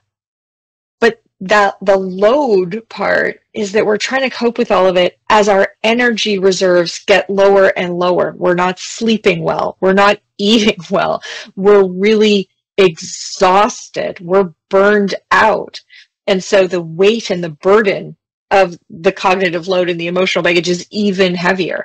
And so the fun of the book is realizing that we've got great books about focus and great books about emotions and great books about resilience, but I don't think we have anything that's helping managers understand that this is a system where each one of these problems today is amplifying the others. So as our energy goes down, one of the things we know is one of the first things to go is our ability to calibrate what to pay attention to and what not to. So as our energy goes down, that cognitive load goes up. As our energy goes down, our likelihood of experiencing something as emotional or threatening or, you know, he's out to get me goes up. As our anxiety goes up, we tend to try and multitask as a way of dealing with that heavy cognitive load. But we know one of the biggest outcomes of multitasking is increased anxiety and reduced energy. So the new book is a formula for managers for how they can first get their own thought load down. And then how do you lead a team in a way where the most important thing you're doing is managing people's thought load so that these smart, accountable, awesome people can actually do the job they're there to do. But right now, I think managers are contributing to people having an extremely high thought load. It's why we're really not getting as much done. It's why productivity numbers in our economy are terrible. They're not good at all. So we feel like we're doing way too much work. And I would say we're not accomplishing very much work at all. We're doing too many things. We're worrying about too many things. But very little of that energy is actually going into creating outputs and outcomes that affect the world. So that's the recipe in the new book. I'm just finishing the first draft right now, but it takes a long time before a book hits bookshelves. But I'll be sprinkling these ideas everywhere. If you subscribe to my newsletter at leannedavy.com, there'll be lots of information, little drips and jabs and ideas. All year I'm doing my articles and my blogs, and my YouTube channel is all of these ideas leading up to the book. So there's lots for people to learn. You don't have to wait for the book to get some of these tips.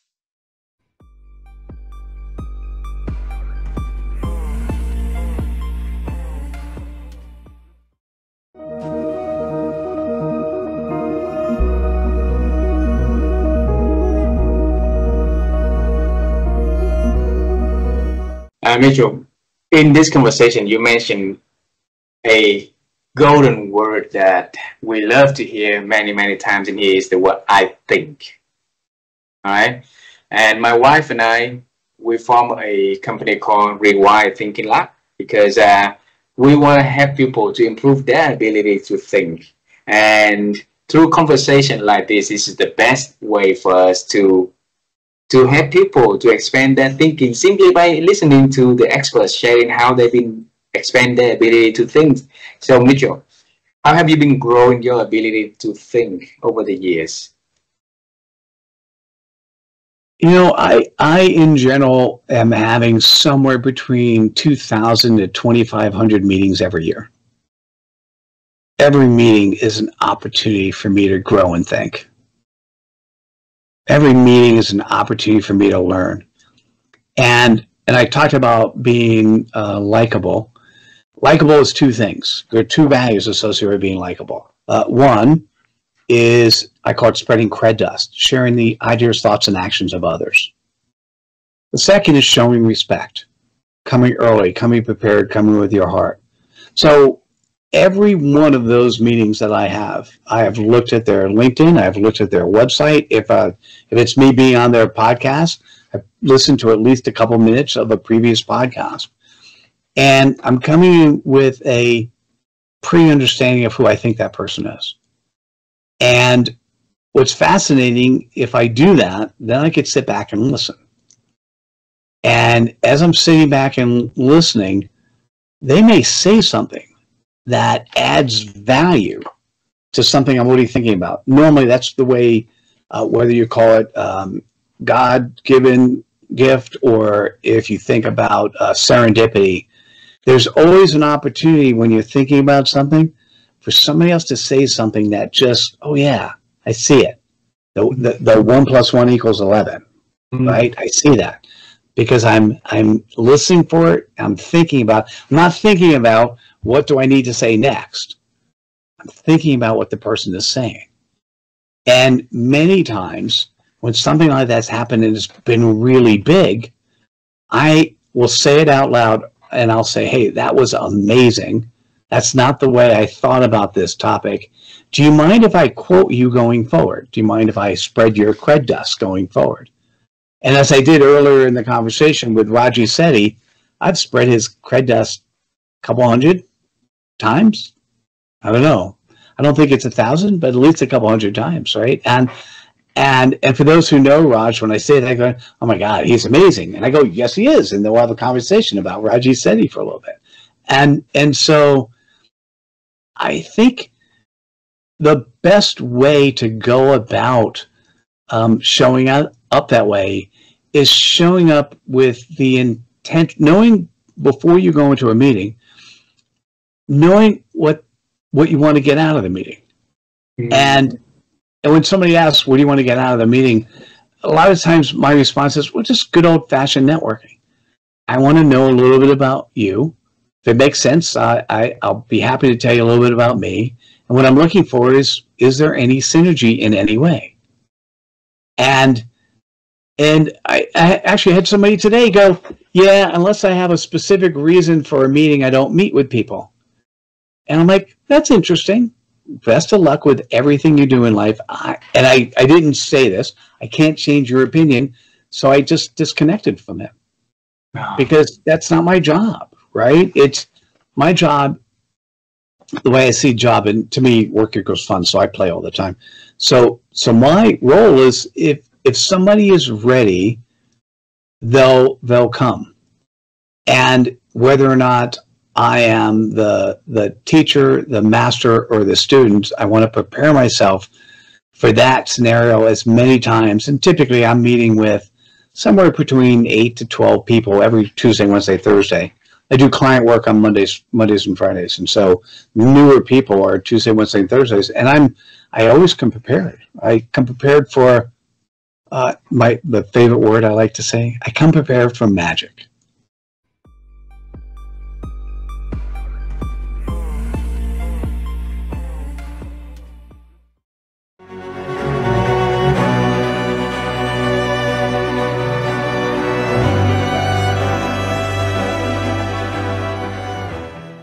it's a very timely question because of the incredible efficiency that is made possible through artificial intelligence, right? Like we know this, we're having this moment where artificial intelligence can do all this work, and it feels very challenging and scary for people, that we're going to end up just writing human beings out of the experience of life on Earth, basically. Like we don't need humans anymore. People are saying things like that. And I think that it's the culmination of a scarcity understanding of the world that is so pervasive, and it does start in schools. But it's this belief about the world that we know its bounds, like we understand what the world is, and it's just this. And as I win, you lose. As this ends, I'm in trouble. It's a very, I think it's a misunderstanding about the nature of life. That actually, and it does get back to leaders, but I think it's like we're all so afraid, like psychologically, we're 10 times more afraid of losing what we have than not getting what we want, right? Like we are so protective of what we already have. It's just a biological thing. But the reality is that when we're losing what we have every day, we lost yesterday, because now it's today. We lost our childhood to become an adult. Like there's loss as part of life, but we've set ourselves against it as a people, like especially as corporate entities, we set ourselves against loss, which is kind of like setting yourself against death. It's like you can if you want, but you will always lose that. Like you're going to die.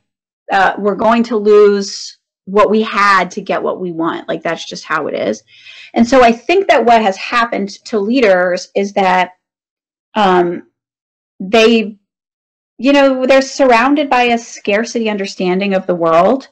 They have to protect what they have, and they don't have the skills to realize, they might consciously, cognitively know, I can't get what I want actually without these other people. But other people are messy. They're full of problems. They think differently than you. They stop you from fastly pursuing what you want. But we don't feel like we have the skills to actually work with those people to get what we want. And so instead, we do what the human does, right? We collapse down into a scarcity mindset, and we protect what we already have. And that is not a kind place to be. A dog backed into a corner, afraid of being hit, is not a kind dog. And a human backed into a corner, afraid of losing their job and their financial security and their kids' future, is not a kind person.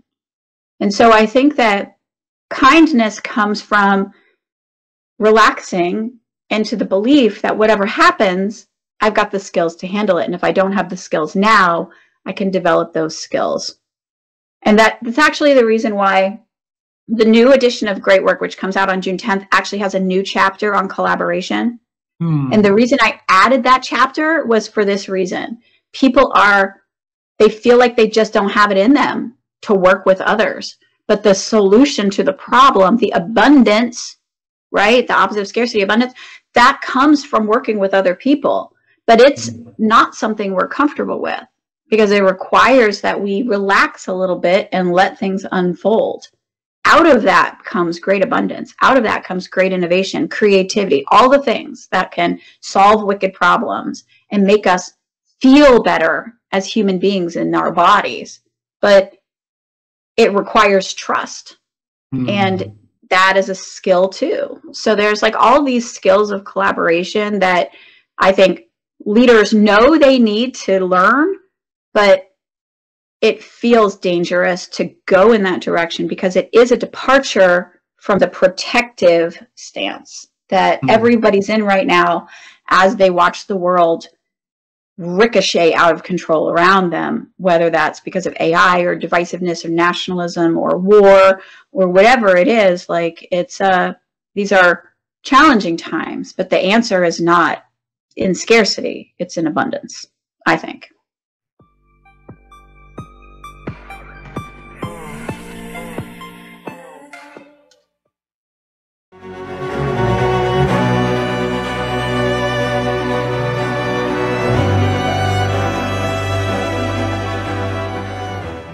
And I realized what I loved to do was talking to the landlord coming to me every day. We talked about life, we talked about things, and I learned every time to speak more fluent, and that had energy. But you're right. How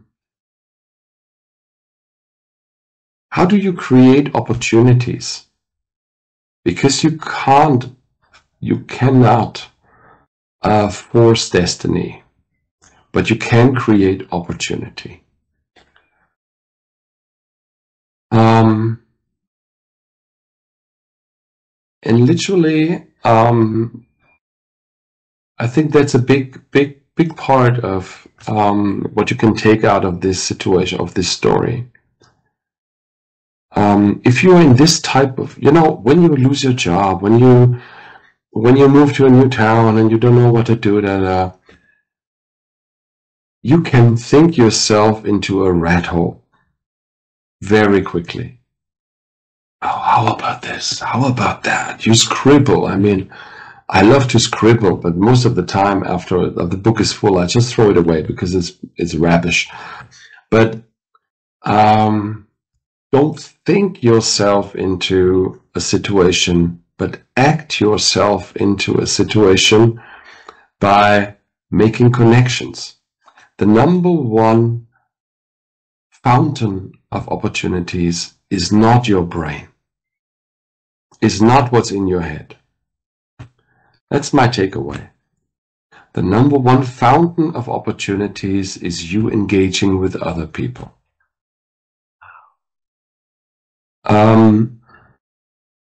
A thought in isolation is useless. A thought in a relationship is worth a gold, or could be worth a gold. Like, how did I get the job? I mean, I didn't get the job by someone scouting for a lost husband man, a household man, somewhere in this wonderful city of Malang. But it was me being out there, talking to people, connecting. The magic is in a relationship. The same. So it was also. I mean, Yes. Can you imagine that one day I was under a shower and saying, "Holger, I've got a fantastic idea. You should write a New York Times bestseller." Oh yeah. I love the idea.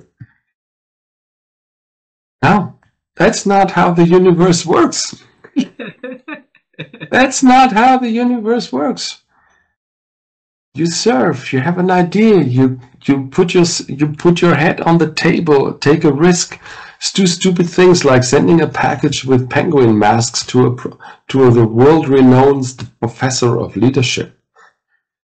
That's how, in the end, I co-created a New York Times bestseller.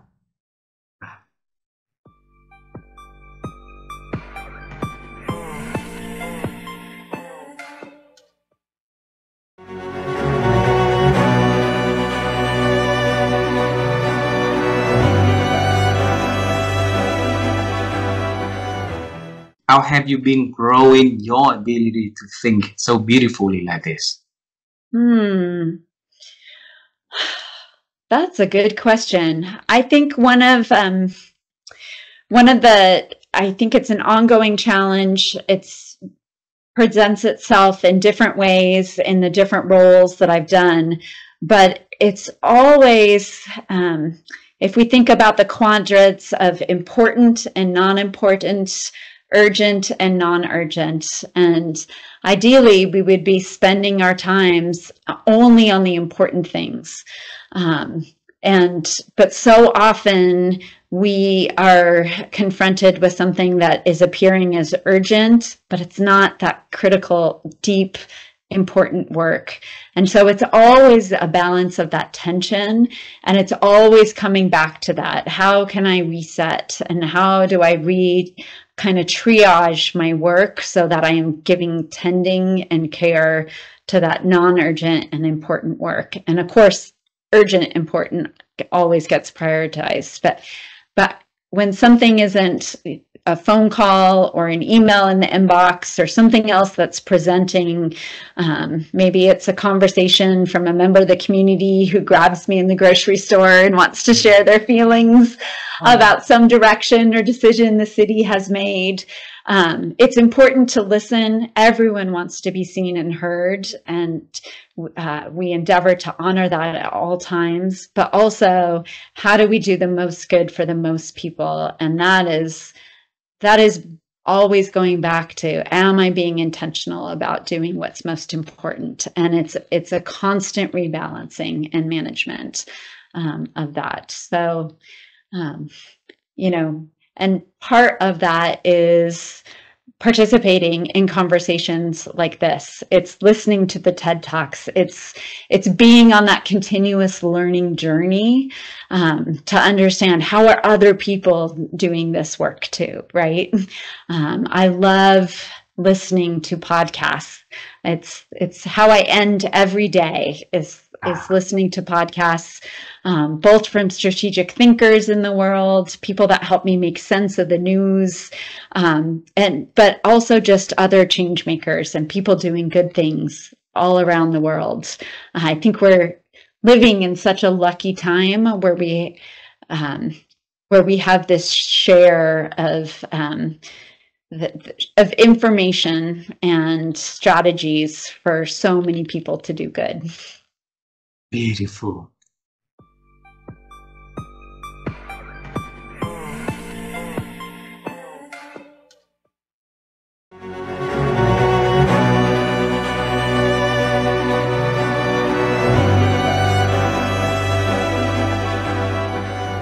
How have you been growing your ability to think?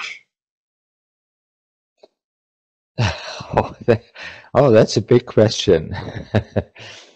I think, I mean, I have good colleagues whom I'm working with. And of course,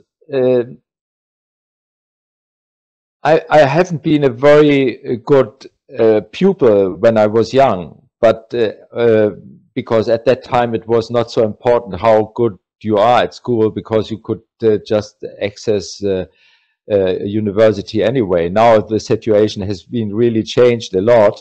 So, but at that time also already, when I was young schoolboy, I was quite interested in the subject philosophy. And we had a very good teacher. I think that was the main thing, that we had a teacher who has been able to make this very abstract subject area attractive to other people, or to us as young students. So, and I think I had several possibilities during the last 10, 15 years to work together with people who were had quite a philosophical understanding of grasping things. And I think it has probably been a combination of my being interested in philosophy and having the chance to relate to people and work with people. So I have been working with a colleague of mine who is an expert in Søren Kierkegaard. Søren Kierkegaard is probably, after Hans Christian Andersen, who wrote all these fairy tales. I don't know whether you know him. He is actually very popular in Japan, I've heard. So he has written a lot of fairy tales. And Søren Kierkegaard, he is an existential philosopher. And we now talk about Søren Kierkegaard, who has lived, who was born more than 200 years ago in Denmark, as being the first third generation coach in the world. Because what he was actually talking about was that you need another human being to develop. You cannot do it by yourself.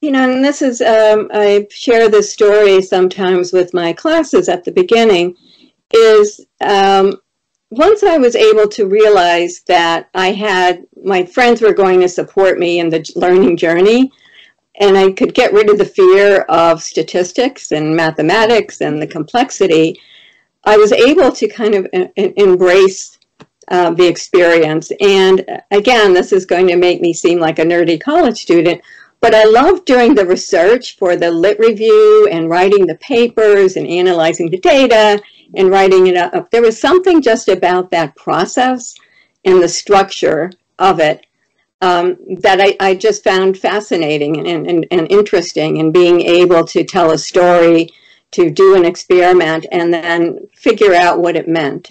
Again, I think it was that the analytical, the investigative aspect. I often tease my husband, I would have loved to have been a forensic psychologist. I just love kind of the detective work. And I think research is detective work, right? We're trying to figure out, what do these clues mean? How do we put these things together? And then what's the outcome? Like, who's, like, you know, what does it all mean for people? So I think it was, and oftentimes, sometimes when we're afraid of something, having people encourage us, right? I talk a lot about and researched a lot self-efficacy. So having my friends as role models and kind of realizing at that as a senior level, like I'm as competent as they are, and if they can do it, I can do it. And their encouragement, I think, really helped to push me forward. Wow, wow. That little nerdy girl is very determined. She's been rejected twice by the advisor, but then she came back for the third time. So where did she find that strength and courage to go back again to apply for it? I have no idea. I think I realized that, you know, that I was investing my time, right, and my money in this program, and I needed to get out of it what I wanted. So again, a friend who knew this professor, coached me a little bit and said, well, maybe when you go back the third time, bring an idea of what you might research together. And that might get him interested. So don't just go in and ask, will you be my advisor? I'm interested in research. Go in and say, I want you to be my advisor. I'm interested in research. Here's an interesting idea of what I think we might be able to do some research together, and I'd really appreciate it. And then his ears perked up. And we actually wound up doing the research and writing an article in the premier Journal of Counseling Psychology on the wisdom of assertive job-seeking behavior. So what I learned was that when you make an ask like that and you're turned down, just figure out, is there a better way? And I really believe in getting input from other people. So this other student kind of coached me on how to do that. And years later, we have laughed about that, about how he rejected me and how we did research together and how we stayed friends. But at that point in time, he had this bias that anyone working in student services was only concerned about the counseling, the therapy, that aspect of it, and wasn't going to be a researcher. And he wanted to create a legacy of researchers. So, if he had turned me down the third time, I probably would have figured out another way to get the research experience. But I'm glad he said yes. Wow. So how did you come to him? How did you come to him for the first and second time? Well, the first time, again, I knew from talking with other graduate students that this was a professor who invested time in his advisees, who made sure that they published in referee journal articles before they finished, and also gave them first authorship. So in the academy, being first author means that you are the primary researcher, and that carries a lot of weight. So he was known for someone who did this for his students. Mm-hmm. So the first time I just shyly kind of walked in and interrupted him and doing something, and he had this short conversation. And then the second time, it was more by chance. I happened to be walking by his office, and his door was open. He was sitting there, and I just popped in. The third time, I was more planful, right? I had a plan. I had a strategy. And, you know, at that point in my life, I was not, I would not have characterized myself as being assertive, which is why I studied it. And that was what my dissertation was on as well. But I felt like I didn't have anything to lose. He'd already turned me down twice. What was one more time?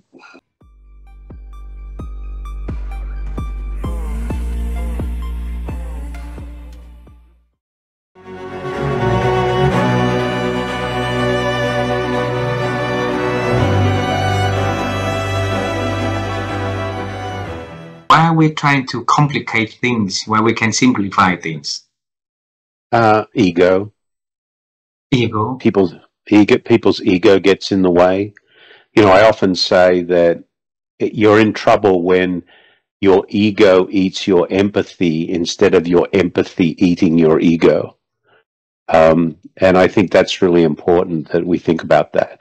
And then I think awareness, you know, I think I don't know if I've shared it with you before, but I have a little notepad here that I carry around, and on the front of my notepad here, I have a little sticker, and it says, "Am I being the person I want to be right now?" And then it says, "So who is that person?" And I have a list of the person I want to be, and I have to keep reminding myself of this, because the world will try and make us something that we're not. So my list says, who is that person? It says, I want to be grateful, I want to be caring, I want to be empathetic and reasonable, I want to be a listener, I want to be fact-based, I want to have a balanced opinion, I want to be very curious, I want to be a learner, there's where the connection comes to wisdom, and I want to throw sunshine, not a shadow. And I've had that little list on my notebook for I don't know how many years, and there would not be a day goes by that I don't look at that probably several times, because we have to remind ourselves that who do we want to be our best person, without the world dragging us off into a place we don't want to be, because the world will do that.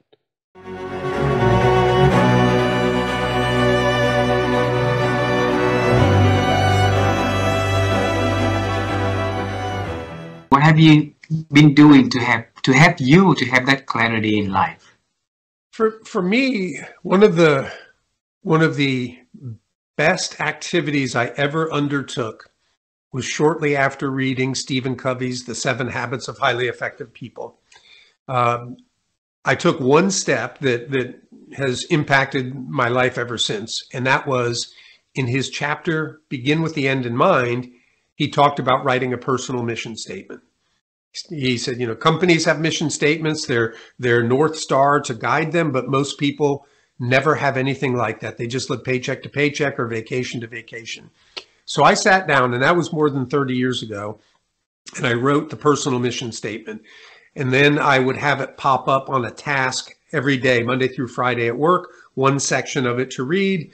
Now, every morning, as soon as I get up and I go downstairs, I have it on an app that I can listen to. And I think that just listening to it or reading it almost every single day for more than 30 years, it just seeps into your soul. And for me, the opening statement is that when I die, my goal is I want to hear God say, well done. Well done, good and faithful servant. You were faithful with a few things. I'm going to put you in charge of many things. Enter into the joy of your master. And I don't do that in I'm working my way to heaven or I'm earning anything. No, I just want to be pleasing to God like I would want to be pleasing to my wife or to my daughter. I don't have to earn anything from any of them, and I don't have to earn anything from God. But in gratitude to how he's changed my life, I want to be pleasing to him. So that opening statement, and then I go in and I talk about my faith, family, personal well-being, career, but that is like my North Star. Bring you back to that morning 30 years ago when you wrote that personal statement, because that's very important for people to be able to have their own personal statement also in their lives, right, Brian? Help us to share back, what did you do on that morning for you to come up with that personal statements yourself? You're testing my memory. 30 years ago, I don't know that I remember the exact things, but I do know this, that my wife and I, we were going through marital issues. Everybody, you know, if you stay together long enough, you're going to have issues that you're dealing with. And we were dealing with some really significant issues. And so reading that book, I was trying to, you know, get some stability, I guess. And as I read that about the mission statement, it made sense. And I was convicted that, you know, I was one of those people, you know, kind of living day to day, trying to be a good person, trying to do, you know, right things, but didn't have something that I was working toward. And so I thought, you know, if I can come close to being the person that I lay out here, that will not only benefit me, it will benefit my wife and our relationship. And then eventually our daughter came along and it's had benefit for her as well. So I think that's really what the catalyst was, you know, there were just some hard issues going on, and I felt like this could probably help me in dealing with those.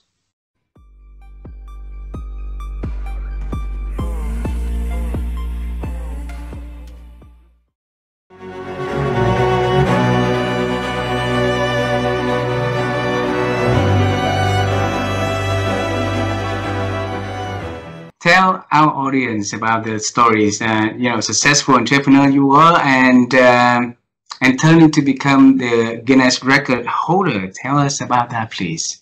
Yeah.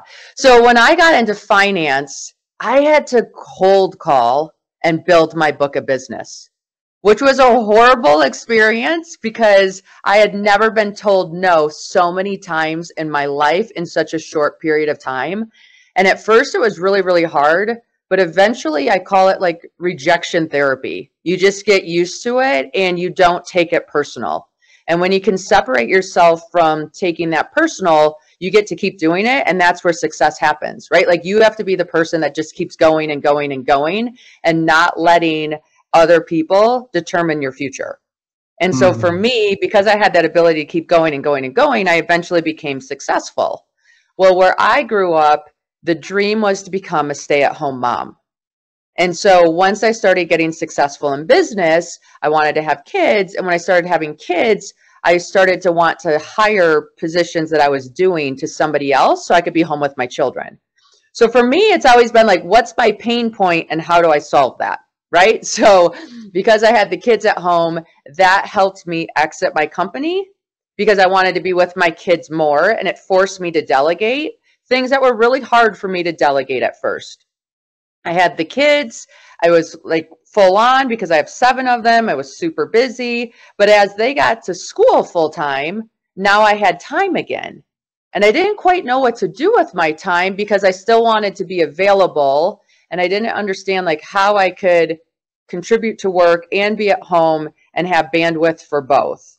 So my thought originally was, once the kids get to college, then I'll get back into things that I can do and that I'm excited about. The universe had a different plan for me. And in 2018, I was in a horrific car crash. And that car crash should have killed me. Luckily for me, it didn't. And that just really became a line in the sand of life before the accident and life after the accident, because I realized, like, we check out of this planet by ourselves. No one's saying, oh, Jen was a great mom, or she did PTA or coached soccer or built this amazing business. It was more, did Jen use the talents she was here to use? And did she share those with others? And so I like started to use that as a reflection of like, well, what am I doing with my life?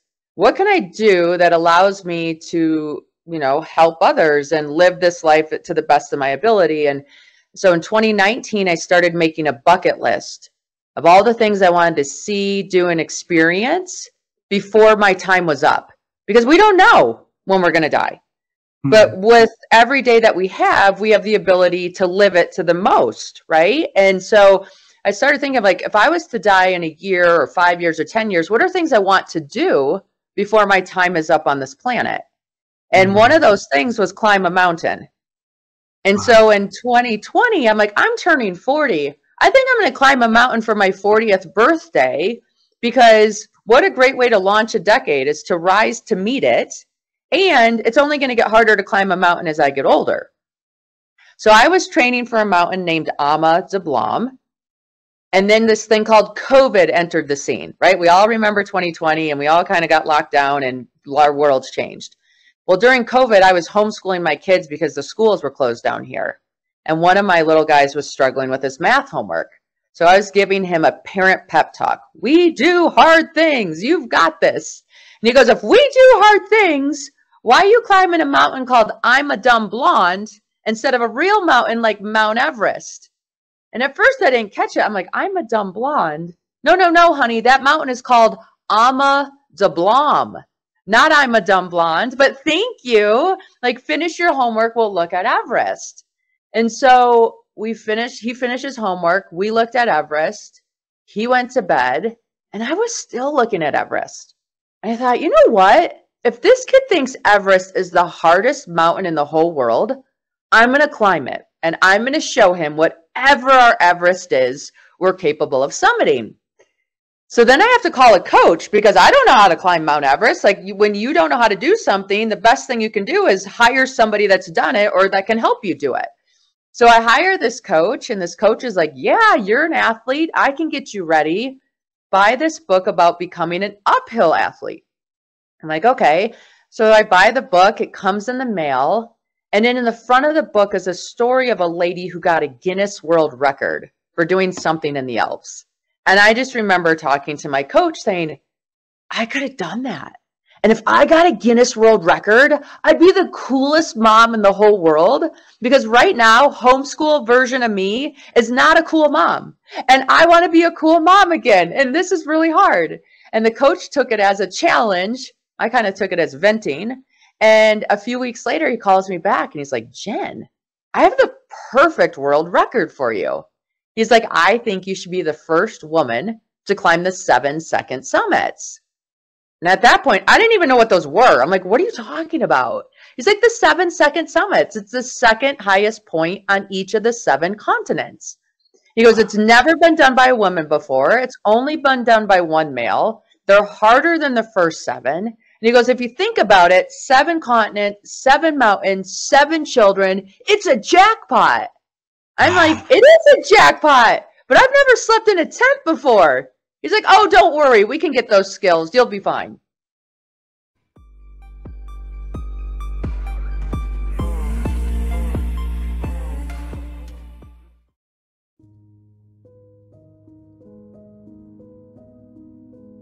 What advice would you give to young individuals to seeking to cultivate wisdom throughout their lives? What should they do? Yes. Yeah. I would say interview some older people. Do it as a project for school if they'd like. Say, I'd like to interview some older people. Start with family members, maybe some neighbors, maybe some people you know in another connection, maybe a teacher or two. But ask them, what's the greatest wisdom you've learned in your life? And they may be surprised at what they hear. But if they develop a habit of asking good questions, then they will learn some great wisdom. Now, even with AI, the development of artificial intelligence, we have begun to learn just in the past year the importance of what AI researchers call prompt engineering or prompt design. If you want to get good answers from ChatGPT or Bard or any of the other large language model generative AI services, you have to learn to ask good questions. If you ask poor questions, you ask bad questions, you'll get bad answers. But if you learn how to ask questions in a better way, you will get much better answers. Well, in Western philosophy, Socrates started our enterprise, our version of philosophy, by learning to ask great questions. So if young people approach adults and ask questions, and they can learn to ask better and better questions, but questioning is a skilled behavior. It's like baseball or basketball or tennis or golf or any other skilled behavior. You're not going to be great at it when you first start, but you have to start to get better at it. It's a skilled behavior. And so I encourage young people, when they're around an older person, ask questions. I'm around younger people all the time who never ask any questions about my life, about what I've learned, about my experiences. I think, wow, I wish I had asked older people more questions when I was young.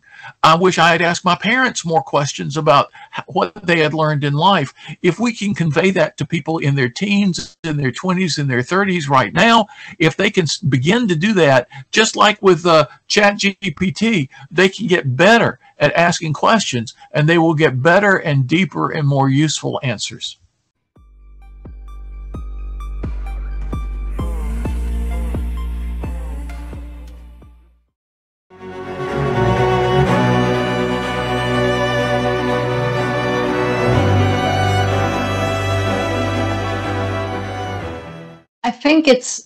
I think that's an interesting part also of self-discovery, right? When we're young, we're very much thinking within the me. And a lot of the things that I did, like I taught myself design at 13, for example. I was just like, oh yeah, I like this, right? And I taught myself digital marketing at 17 to be an influencer because I wanted to be a little bit famous, right? So it's a lot of it is like centered a little bit from ego, and the hackathon was in a way a good instrument for a mental shift, because as part of the hackathon I had to think about what to build for other people. And I think walking out of that, I started to think more about what are my unique talents and how can they benefit society. And I think that's how we find more of our strengths. It's sort of, it reminds me a little bit of like the Japanese like ikigai concept, like what makes me money, what am I like good at, and so on. But I do feel like that is a very good concept, because I felt with what I can build as a product manager, as a startup founder, as a mentor, and so on, it is just tapping into the strengths that I have to build something from an empathetic viewpoint that benefits individuals, companies, society, and so on. Like, it depends a little bit on what I'm working on, right? With a video visit, video besuch, it was very much focused on reconnecting families. And then I built other tools that helped make people's workday easier, right? Through like productivity tools, very different focus. But in all of these situations, it's really more about empathizing with other people and understanding what they need and what their problems are, and then using my skill set and my problem solving skills to find the right solution for that. And I think in a sense, you're right to point out that the hackathon was probably the key shifting point that I had in thinking, because the first product that I built, I did very much build it to a degree as a solution to my own problem. But the second product I built was around other people's problems. And ever since, I've been more focused on that. And how that shift you inside of you? Sorry? How does that shifting, having the feeling inside of you? I think it's just a step towards, like, it was a step towards maturity to a degree, right? The hackathon was one thing, but overall there were just several steps over my journey where I started to adopt more this sort of thinking, where I started to look more inside and try to keep the ego out of the equation. Because I think a lot of things, and based on a lot of people that I talk to, that we want in life, a lot of those are things that we think we have to want, or status symbols and so on. It's not what we might actually want or be content with, right? And at the same time, over a longer period of time, like this is basically what my early 20s were like, there was a lot of self-discovery and identity crisis connected to that self-discovery in finding out what it is that I truly want and how I can truly contribute. I do think that that's a lifelong journey because things always change, right? We oftentimes think, or at least that's what I noticed, that it's a cultural thing also, to be fair. Oftentimes success is only considered success when it's in perpetuity. But that's not my perspective, right? I think if someone has a great marriage for 10 years and then they decide that it's maybe not the best thing to continue and they split, to me, that's not a failure. To me, that is a successful marriage for 10 years, right? And I think having this sort of perspective that we can always reinvent ourselves, and it's not a failure to reinvent yourself, right? I shifted from being an entrepreneur, like for now, right? From being a two-time startup founder to being a product manager. I did not do that because I consider myself to be a failed entrepreneur. I do not consider myself to be a failed entrepreneur at all. Video Visit was quite a big social impact that we had there. But what I realized is that I really like being a product manager. And I really like that more than being an entrepreneur at this stage of my life. Now, might that look different 10 years from now? It might, but neither of these things is what I would consider a failure in and of itself. It's sort of a recalibration, finding a new passion, shifting. And I think being adaptable in life, adaptable and resilient, is the key to building a life that is successful by your own standards.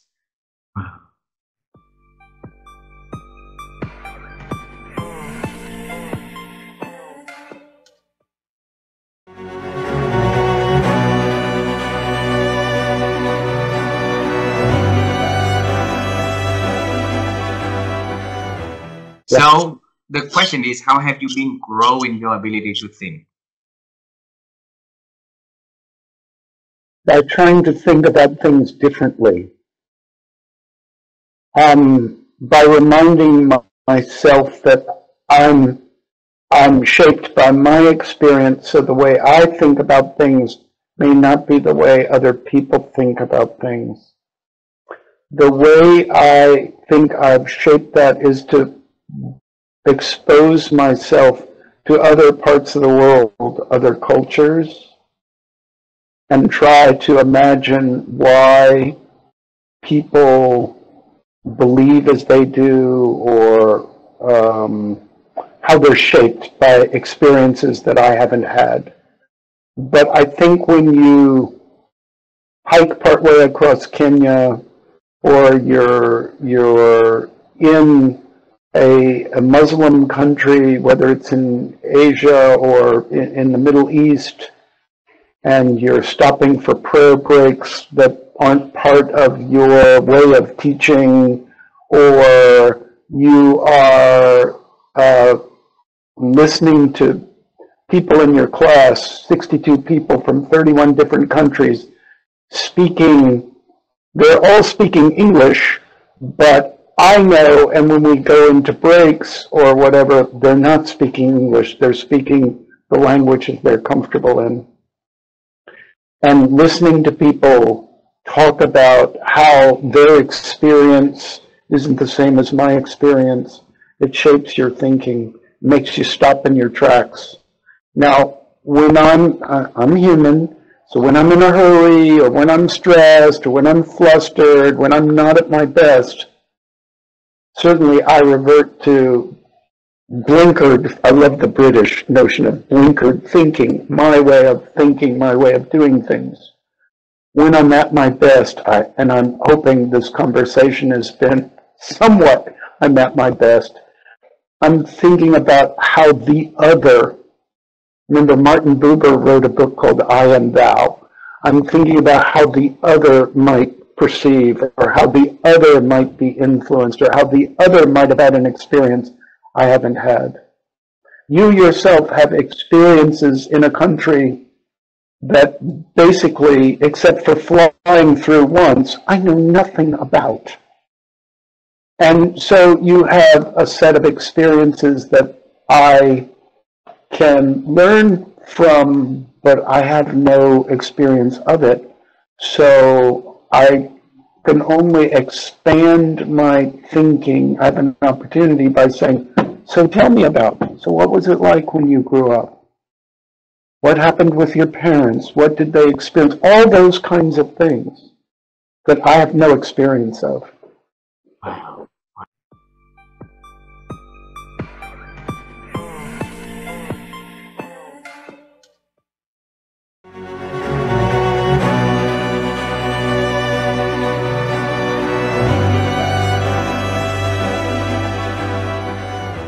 Yeah, I guess when what was coming from me, very interesting, I was thinking that we also should be careful of not overthinking, and we have to take action as well. So there is a balance between thinking and also sometimes have the courage to do things. Because, and you know that probably, and I definitely know that, right, from cognitive behavioral therapy, what we think determines how we feel, our emotions and feelings, and that determines actually how we act and how we behave. So, and sometimes I see that people who only think a lot, that they don't get into action because they get stuck into those limiting beliefs they have. So I actually often say, when it's very difficult to break that pattern of limiting beliefs, act.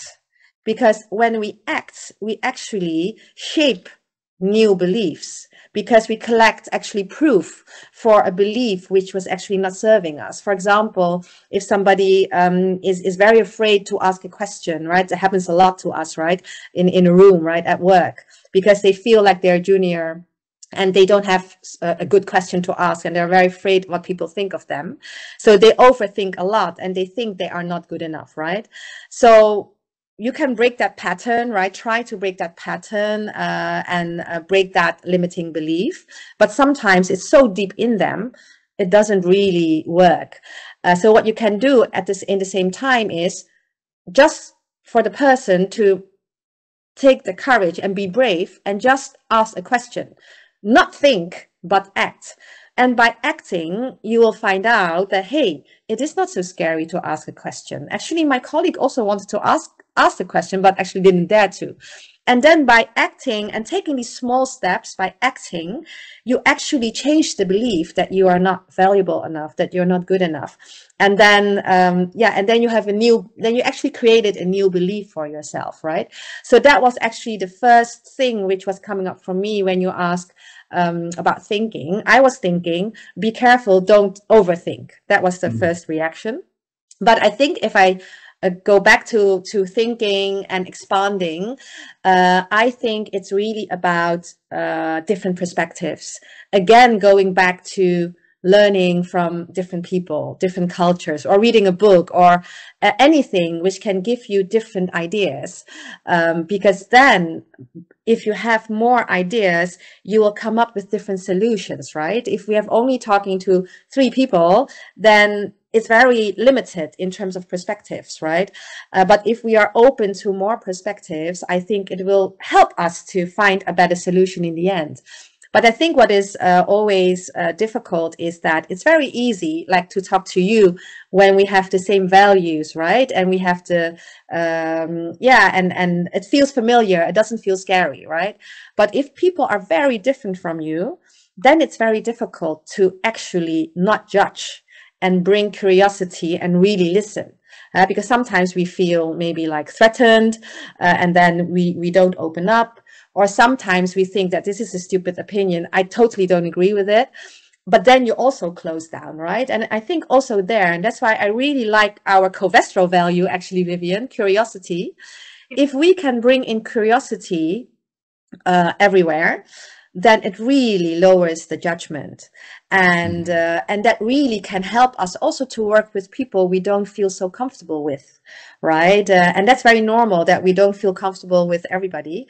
But the people who are most different from us are actually the ones we can learn probably the most from, because they have something we don't have, probably, right? And that's always a very interesting area, I think, to explore. Like if a person is giving me discomfort, probably because this person is very different from me, right? Different values, a very different background. And instead of, you know, not engaging, is bringing in curiosity to do engage. And then you actually found out we're all humans and we're still actually similar needs. But the starting point and the stories of the others are so different that sometimes, because of the different stories, their behavior is very different. So instead of judging the behavior and understanding the stories behind, I think it's very helpful to expand our thinking. Going back to your question, expand the possibilities actually we may have. So. Wow. Is that okay? So it's maybe different than you expected, but it sparked something else when you were asking that question. And I think that's the beauty of interaction, right? Because nothing, for sure, you probably prepared your questions a little bit, but every person you talk to probably is very different, and other things are coming up, and also for me. I was very curious and excited, and I loved our conversation. And I truly hope that it maybe can inspire or give some ideas, and maybe even just different perspectives, right? People don't need to agree with or even do what I do. Definitely not, because we're all different persons. And I also think that we should not copy other people, but we should find our way, right? Our process, our values. And I think that's an easy thing. So I, as a coach, you know, right, we never give advice, because we are not that person. But what we do as a coach is actually giving the opportunity to find out the different perspectives, and for them to choose what is the best for them in that moment, right? So therefore I also try to do that, you know, just give perspectives, and hopefully that it resonates and people pick their own nuggets out of our conversation, right?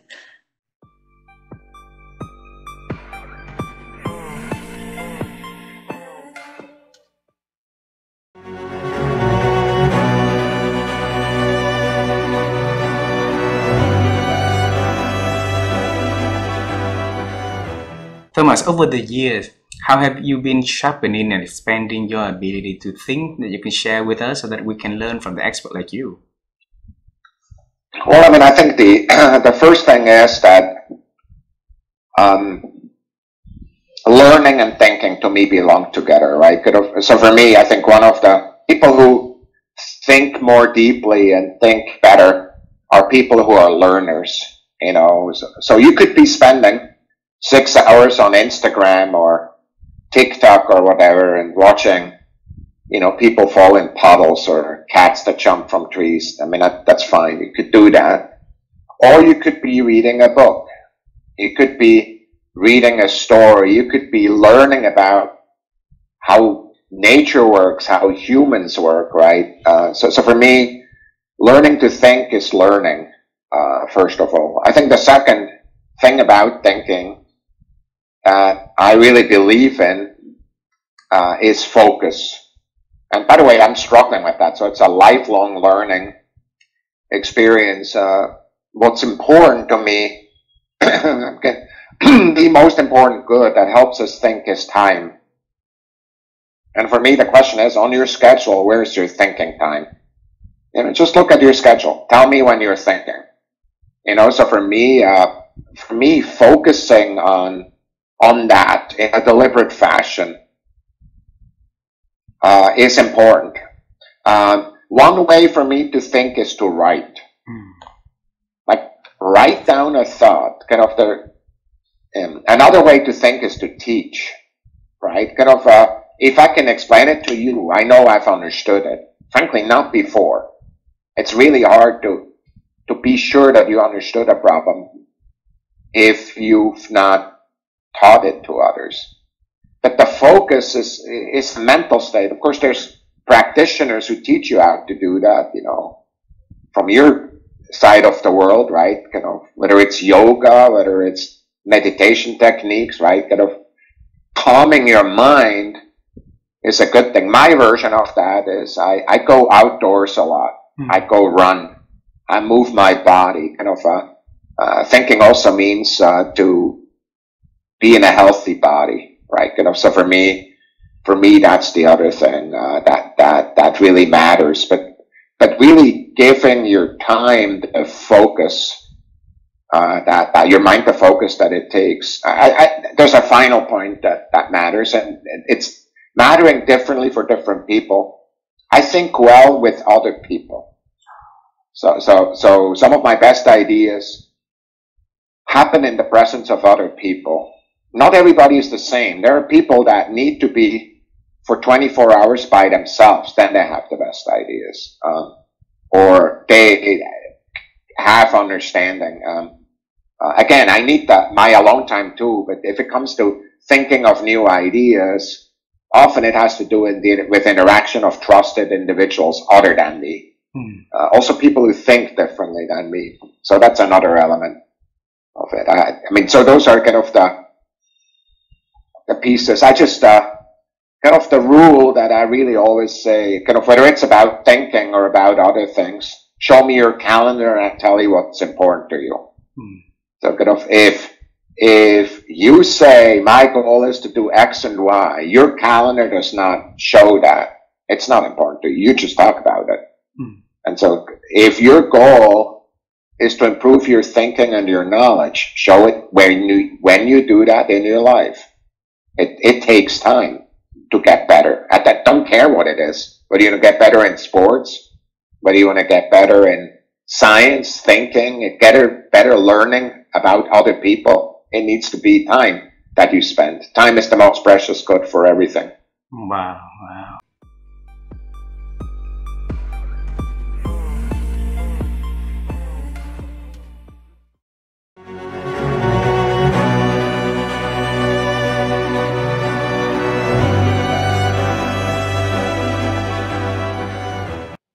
Well, this is where the neuroscience comes in really handy, because I have learned the different areas of my brain that I can use in better ways through the neuroscience.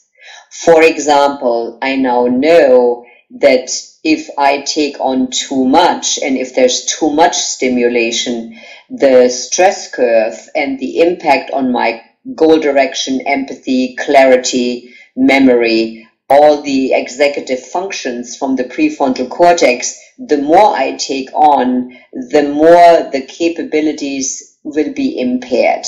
So I have learned to stay in this zone of stimulation and stress to not go over the curve where it becomes so much that I can't think clearly anymore.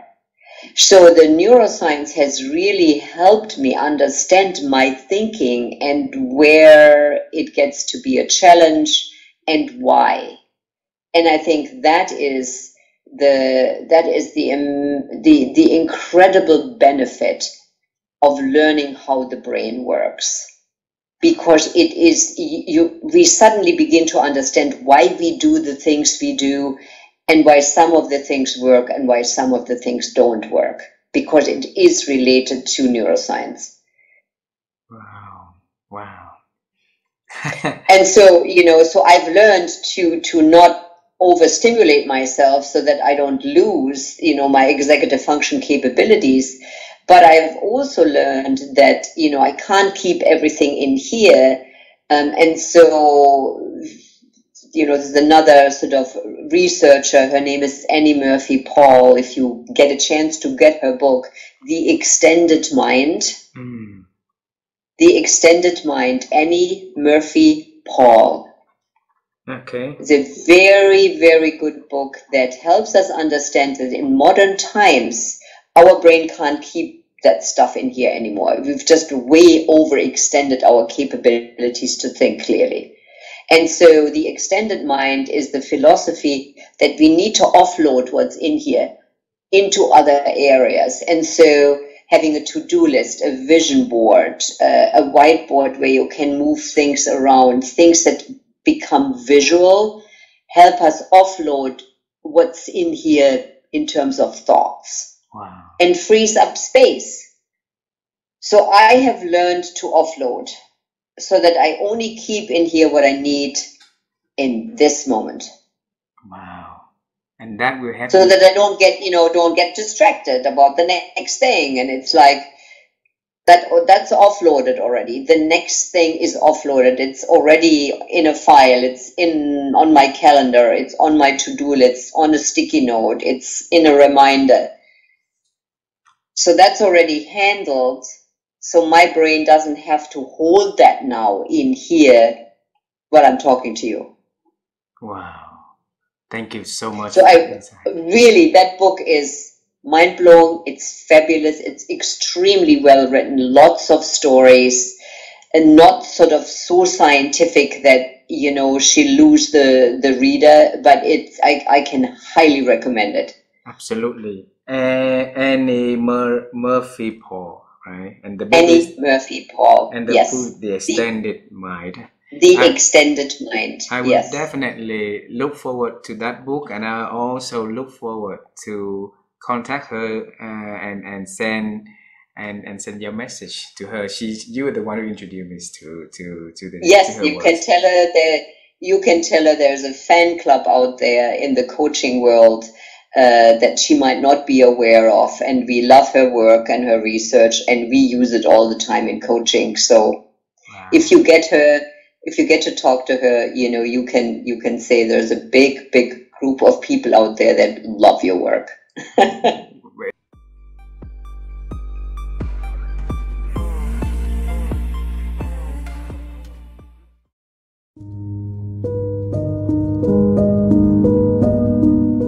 How have you been growing your ability to think, Christopher? Now, there's two reasons here. One, say, if you're a little bit, say, if I would now be diagnosed, probably say, oh, he has a little bit ADHD, maybe a little bit autistic spectrum. By the way, he's also dyslexic, so yes, he's messed up, put him on medication. Now, the beauty of that diagnosis is that the head brain likes to think differently. So I have an advantage, say, how I think. So I like to do 5 things on my screen and like to see the connection.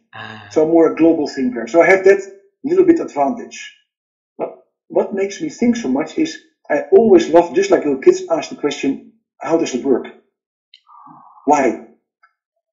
I don't accept, just accept it as it is. If people say, just learn it how it is, why? Because I tell you so, then everything inside me says, no, that's no argumentation. I don't believe that. That's how people go to war and get killed. Just follow the leader and get shot. I'm not going there. Mm-hmm. So I always say, how should it work? Why is that? And like the little engineer who likes to know, hey, I like to turn off the screws and see how it works. Mm-hmm. And I don't accept how it is. I like to understand. And the moment you like to understand, you start thinking about it. And the trick I use is, if I read a book, I like to understand the book. Beautiful. I don't like to never ask what's on page 79. I really don't know. But I can tell you how the book combines. So I like to remember as understanding. If you think about the ways how we actually learn, according to neuroscience, there's 3 declarative memories, and working memory, and a semantic memory that is just catches the words, and memory that really connects the storyline. And if you like to remember that, you have to create a storyline. It is just 1 minute. Just listen to me and tell me the story. 2 legs is sitting on 3 legs and is eating 1 leg. 4 legs steps in and grabs 1 leg and runs away. 2 legs stands up, grabs 3 legs, runs behind 4 legs. Catches 4 legs, hits 4 legs with 3 legs. 4 legs drops 1 leg and runs away. 2 legs picks up 1 leg and walks back. Now, please repeat the story. And you think, Chris, you're crazy. This is say if you learn the facts. And only if you're Big Bang Sheldon, you remember with a photographic memory the story. But if I now tell you the story, a guy is sitting on a bar stool eating a T-bone steak. A dog comes in and steals the T-bone steak and runs away with the T-bone steak. The guy stands up, takes the little stool and runs behind the dog. Catches the dog and hits the dog with the stool. The dogs drop the T-bone steaks and runs away. The guy picks up the T-bone steak and walks back. And probably he can tell this story almost in perfect back now. That's the difference how we remember. So I like to remember the story, not the facts. I see. So the moment you say, I like to understand the storyline, then you get curious and you start learning.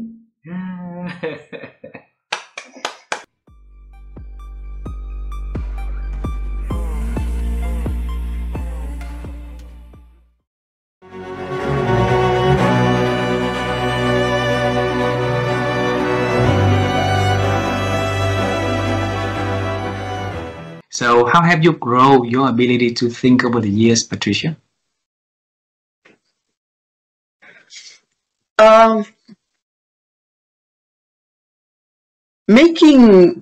Making time for ourselves, I believe, is as important as listening to others.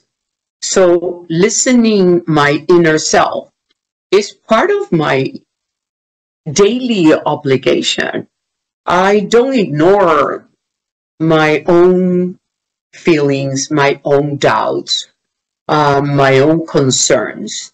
And while many times I might not have a sounding board to share my feelings or my concerns with, I tend to look for this time of solitude and think about them.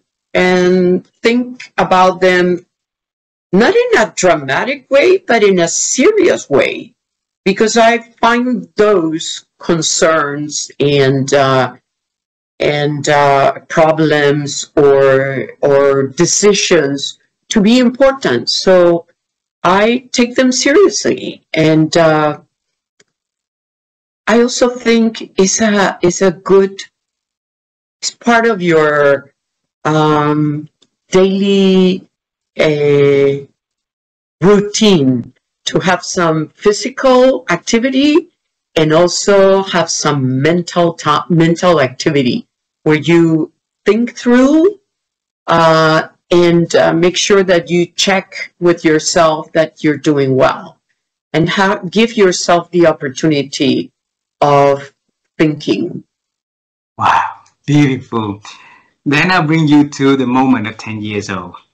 In the family of 6 siblings, noisy everywhere, right? And you try to find a place that's quiet for you to read. So now you and I travel to that place at that quiet time for us to meet that Patricia. And you're going to tell her about her journey in life, the experience, any kind of things that you can share to that little young Patricia. So if you can pick only one thing that you share with her about the wisdom you want her to embrace on, what would that be?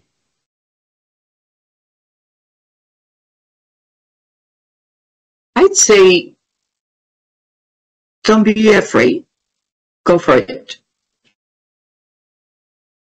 Don't be afraid. Go for it. Okay.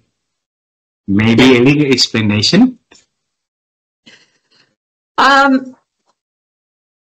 I promote to my team that they make their own decisions. They can come and check with me, but I do promote, hey, what would you do? What would you decide? And I think that the worst happens when your doubts are so big that you don't make decisions, which to me is much worse than making a mistake. Making a mistake or failing is part of the journey, right? Not making decisions, it just keeps you still where you are. You might be alive, but you're not moving forward. So don't be afraid. Go for it. Wow.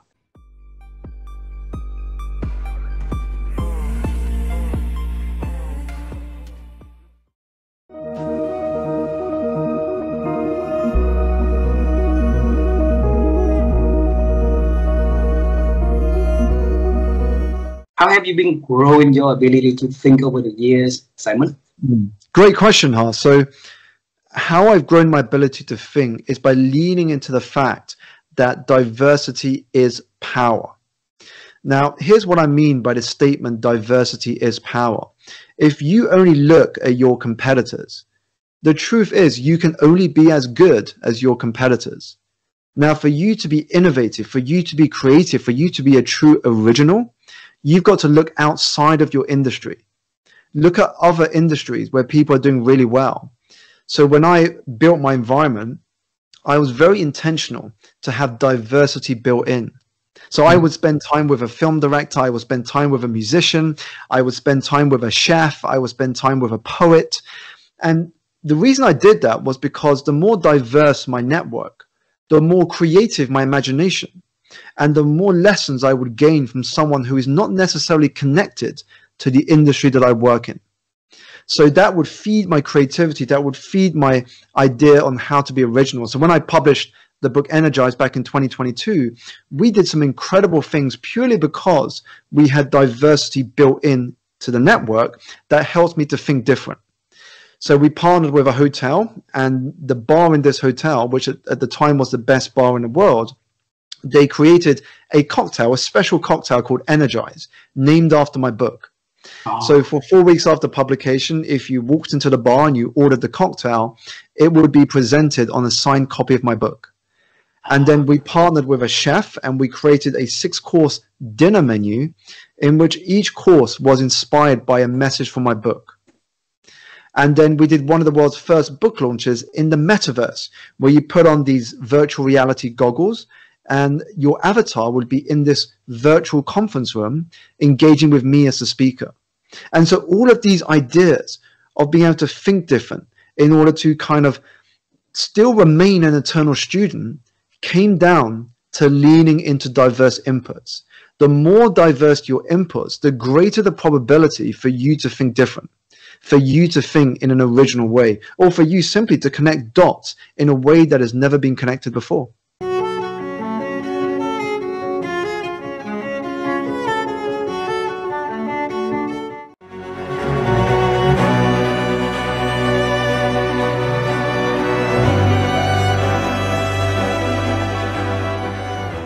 But I think many, many human beings have that drive to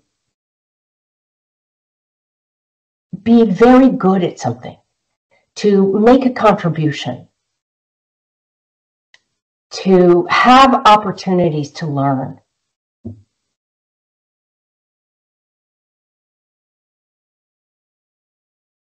So I don't think I'm particularly unusual in that. I think it's common among humans. But I think a lot of humans just either they're in cultures where it's not encouraged, or they just get beaten down. You know, I feel like people just get beaten down. They have enough people saying to them, no, stop, don't, you can't, you're not smart enough, you're not.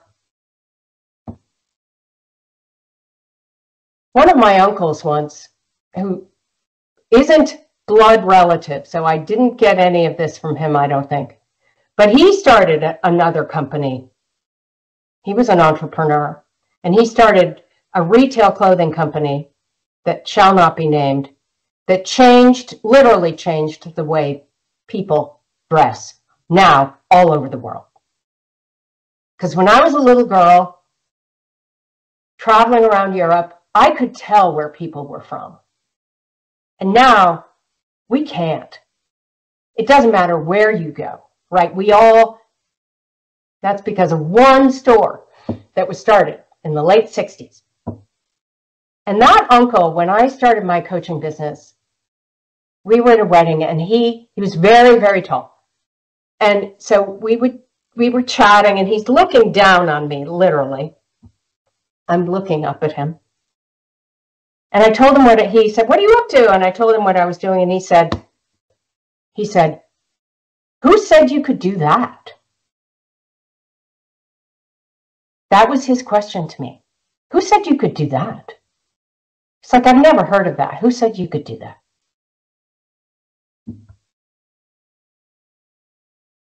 I did not have a good comeback. But believe me, I worked on it. I worked on my comeback because it set me back on my heels. And you know what my comeback was? What was it? I wish I could say I called him up and said this to him. I didn't.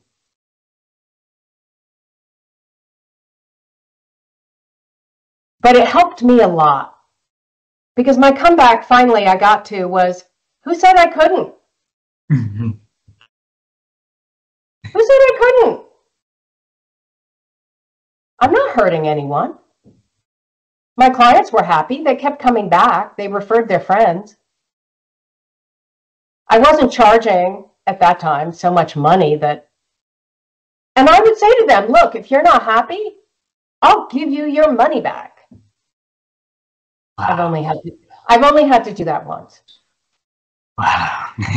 Who couldn't do that? Why? I had to give somebody's money back. Wow. They weren't happy with my coaching. But, you know, it's like, who's going to stop you? Whose permission do you need? It's not like I was, you know, doing neurosurgery with no training. Right? Yes.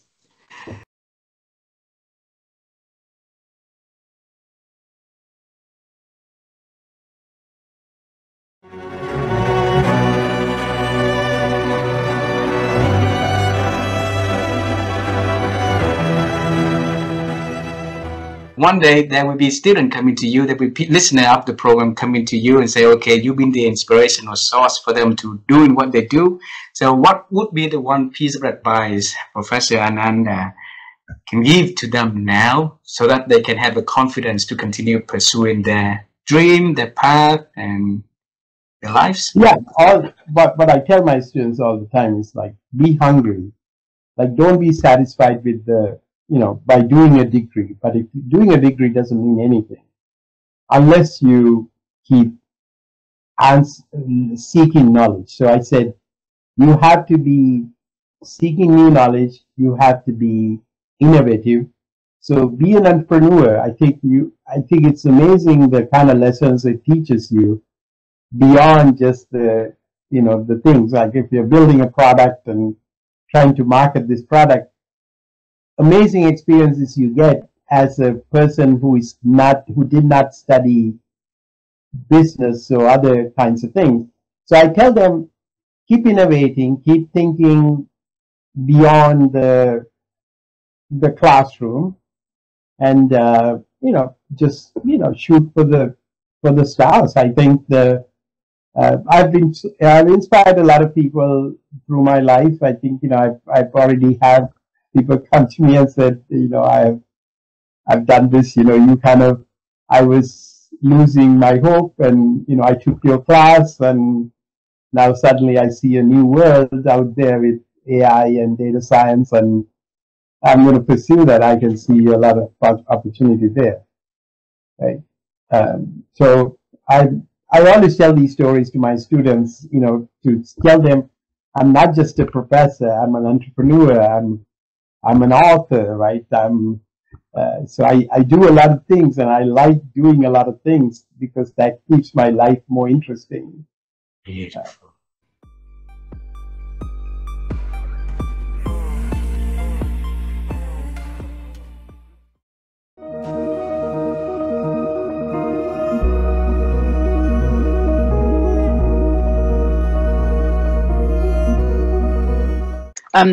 Isn't it ironic that we used to be told that you had to be a heroic leader, and now we understand actually the very opposite is true, and that if we look at, I think a good place to start is to look at the people who you think are amazing leaders, and you will instantly realize that they role model empathy and compassion and forgiveness. They might even role model vulnerability and are willing to share that they're not perfect and they don't have all of the answers all the time. So when we work with leaders, and I worked with 30,000 leaders alone last year, so I've spent a lot of time discussing exactly this with leaders, and they tell we work with them around tiny noticeable things that they can do that show those people around them that they really do care, that they do have time for them.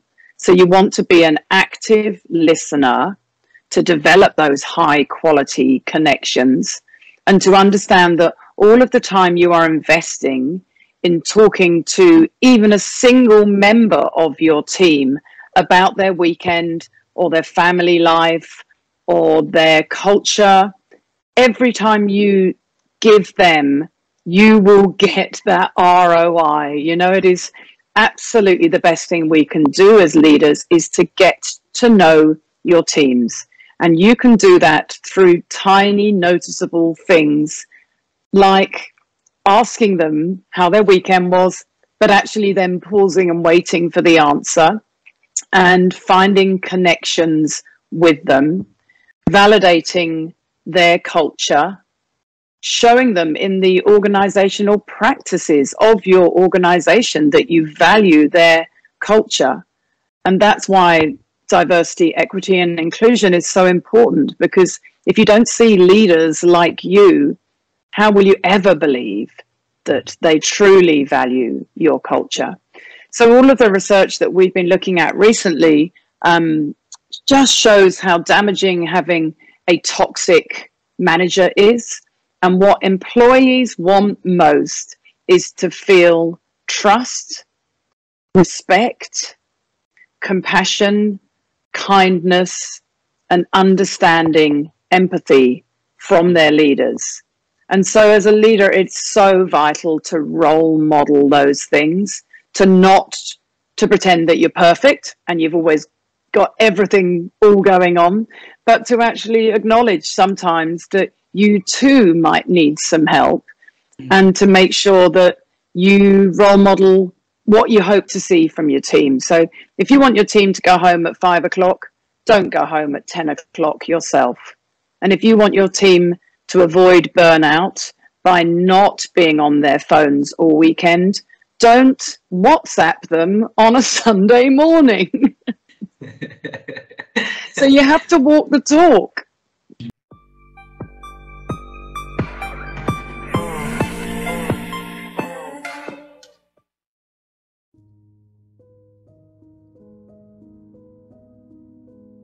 So, Professor Kurt, how have you been growing your ability to think over the years? Well, that is a difficult question. That is a very difficult question. I never thought about this. So, I think there are two things we have to differentiate. We have two systems in our brain.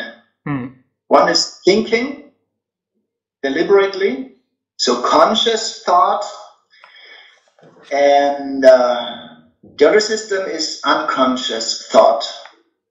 We could also call it intuition. And I very much believe in intuition. Rely on your gut feelings. Because intuition is not a magical sixth sense. It's a very rapid, unconscious pattern recognition that comes with an emotion. So if you have enough experience in a field, very often you have an intuition which tells you this is what you should decide or what you should do, and you cannot really explain why. It's just a gut feeling. But this gut feeling is based on a lot of experience you have in a field. So many decisions I make are based on gut feeling, are based on intuition. And I learned to trust my intuition. But one important thing, rely only on your intuition if you have enough experience in this field. Because if you don't have enough experience, your mind is not able to recognize these patterns. Beautiful, beautiful.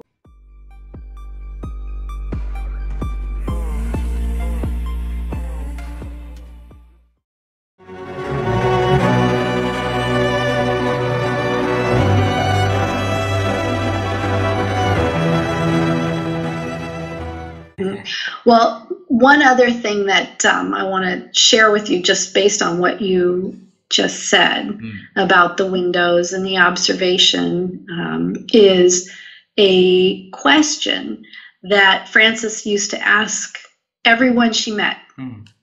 And she didn't ask you once. If she saw you again, she'd ask you again. So Frances asked me this question about every time I met with her. And the question is based on a statement that Peter Drucker made. He was interviewed by Forbes magazine, I believe it was, and the interviewer said to Peter, how do you always know what's going to happen in leadership or management? How, the founding father of modern management, this is Peter Drucker. How do you always know what's going to happen in management? 20 years out, you're predicting what's going to happen, and you end up being right. And Peter said, oh, throwaway line. He says, oh, I just look out the window and see what's visible, but not yet seen by others. Wow. Frances thought about that, and she had learned so much from Peter Drucker.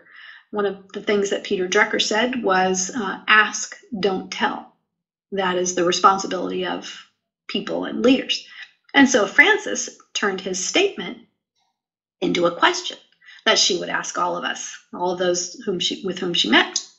And the question is, what do you see when you look out the window that's visible but not yet seen by others?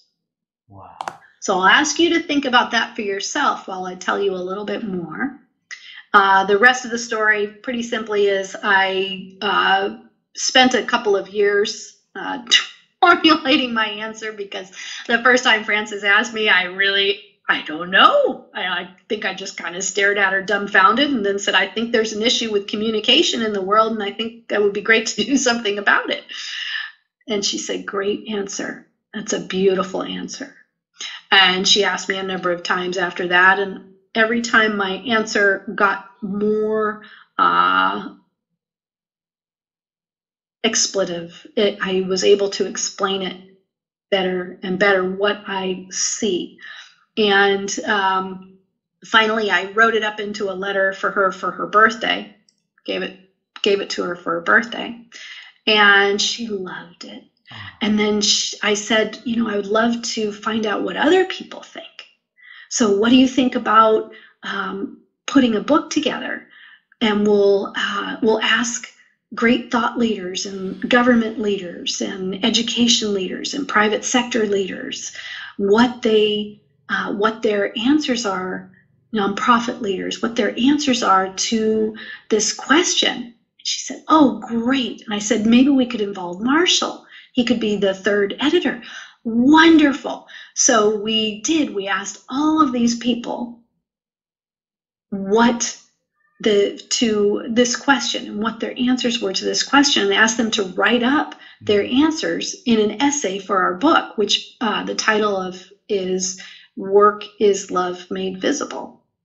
And wonderful book. So that's how that came about, was Frances's question, which was actually a statement by Peter Drucker. So now I'm going to ask you, what do you see when you look out the window that's visible but not yet seen by others?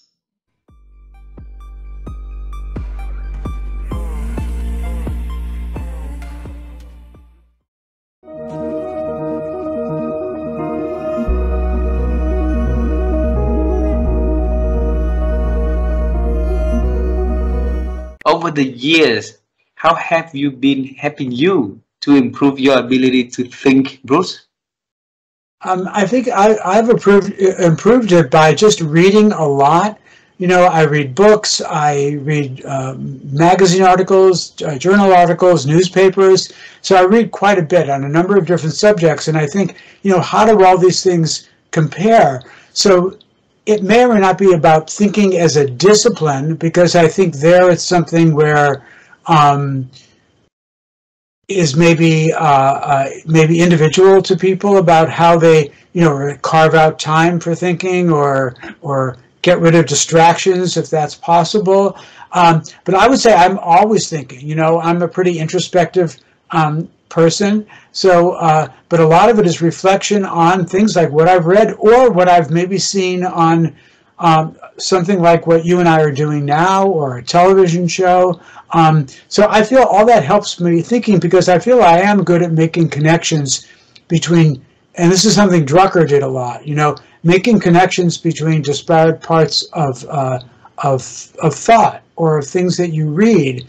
So I feel that being a big reader is really helpful, but then also reflecting about that, reflecting about what you read and about thinking about how does this relate to my life or my work as a leader or my work in business or whatever it might be. So I think that's a very key thing, you know, reading, observing, listening, you know, and then relating it to your life. I also take a lot of notes, you know, if I can.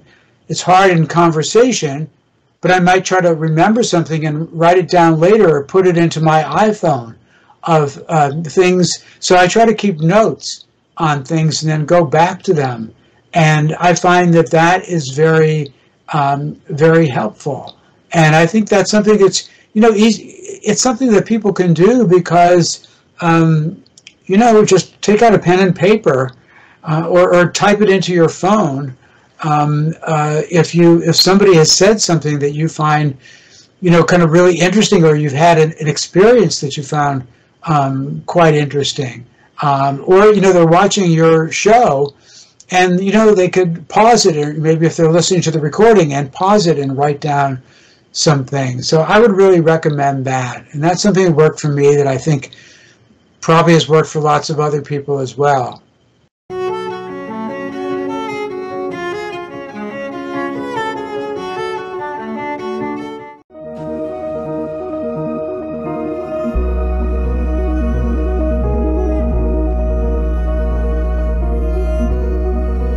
How do you define what wisdom is? So wisdom is a mixture of things to me. It's what you've learned and you've taken the lesson from, but what you also learn from your higher self. Not just from this self. What has the higher self told you? That's when you're listening to the higher self. So you're becoming aware that you do have a higher self. You know, and wisdom comes from that higher self, not from this self that's sitting here. That higher self that says, you know, yeah, I learned that lesson, but here's a better lesson in that lesson.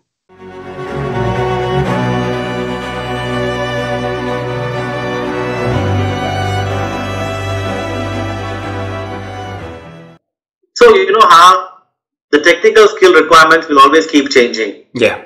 You know, today we talk about AI, ML, ChatGPT. Before we spoke about, you know, the Industrial Revolution. There's always something that's happening all the time. You know, digitization is now a big topic. Efficiency is a big topic. Talent is a big topic. But my feeling is this is always something that will always keep coming, new things, and you will keep learning. But what will not change is your soft skill requirement. Ability to lead teams, ability to work in teams, communication skill, networking skill, negotiation skill. All these will always remain. It will not change. So anyone wanting to grow and succeed in their career should focus on soft skill development. Okay. You know, and that is not something commonly found. People struggle today, having good soft skills. So, for you, as a top leader in an organization, right? I'm curious to know what kind of soft skills are Shasta working on in 2025 to sharpen his skills and continue to become a sharp leader and leading the teams to success. I'm working on developing the ability to look through details and find common analysis. So more analytical skills, I would say, that I'm working on right now. Okay.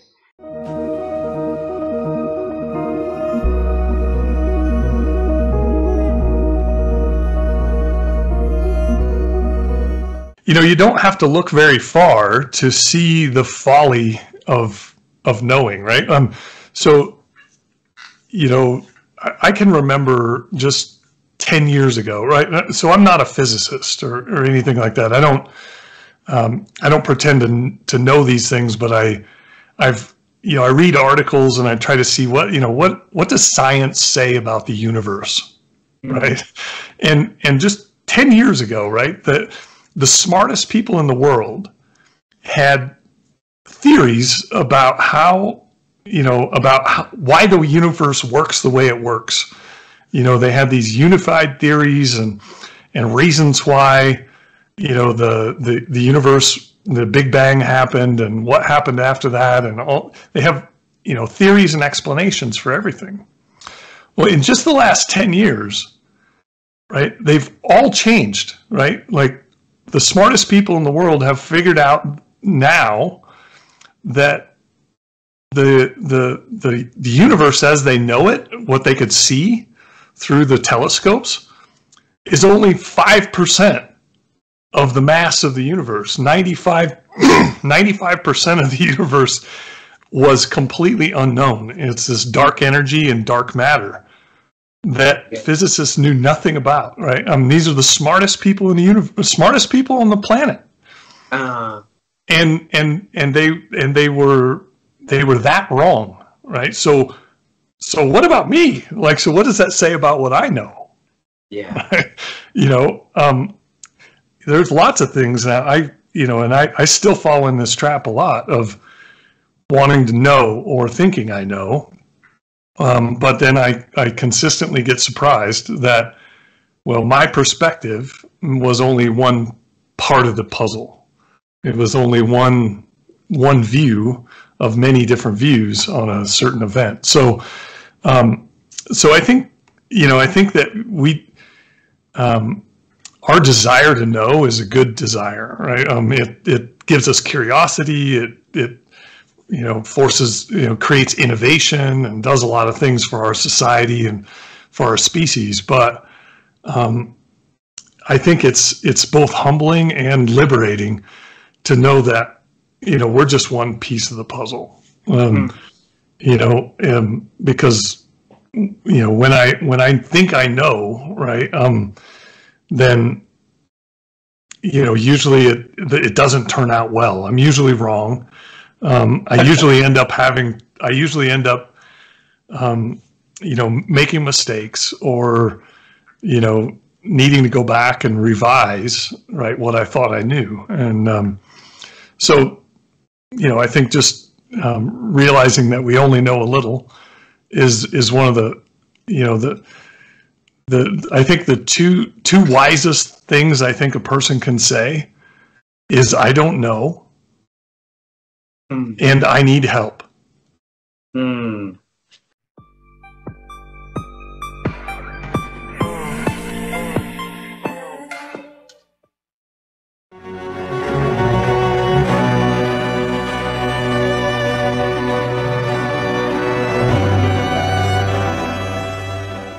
We talk to the great leaders and great people like you, and we ask the question like, how have you been helping yourself to expand thinking?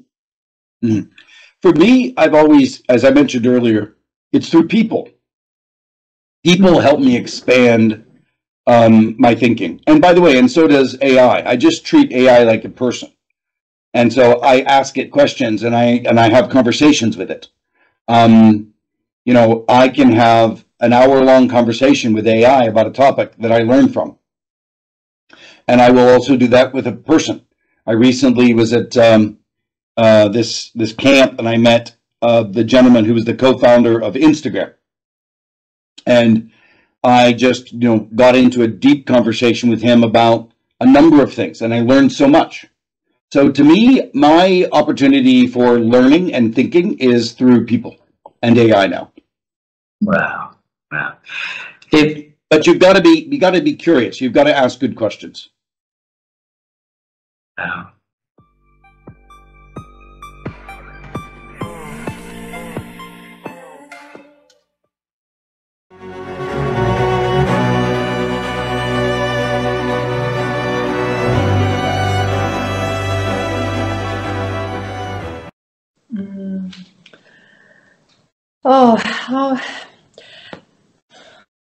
I think for me, it is about staying curious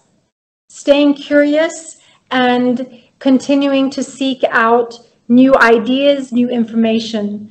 And that has been by reading, that has been through podcasts, YouTube. There's so many incredible sources now where when I first moved to Zambia, I thought, I'm in this tiny little country in the middle of Africa. I have access to nothing.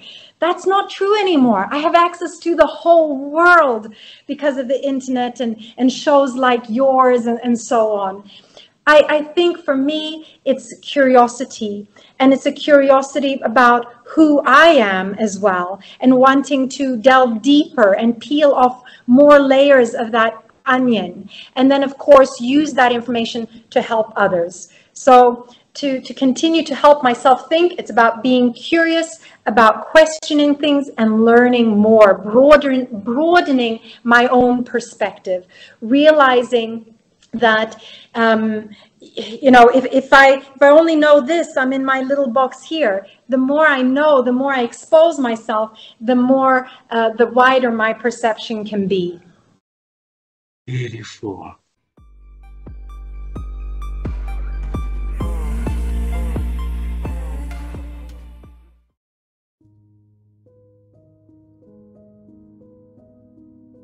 So teach us your way of expanding your ability to think so that we can share back to our audience, please. What I learned, people, social creatures, and that's important. We evolved from sitting around campfires after hunting all day and trying to survive all day. But we talked. When we sat around those campfires, we talked. And we told each other of what our experiences of the day were. We shared with each other the good hunting grounds, the good gathering grounds, where the dangers were. That is still true today. When we sit around a meal, or we sit around in a circle and we talk to each other and we share our experiences, we're learning. We're learning from each other.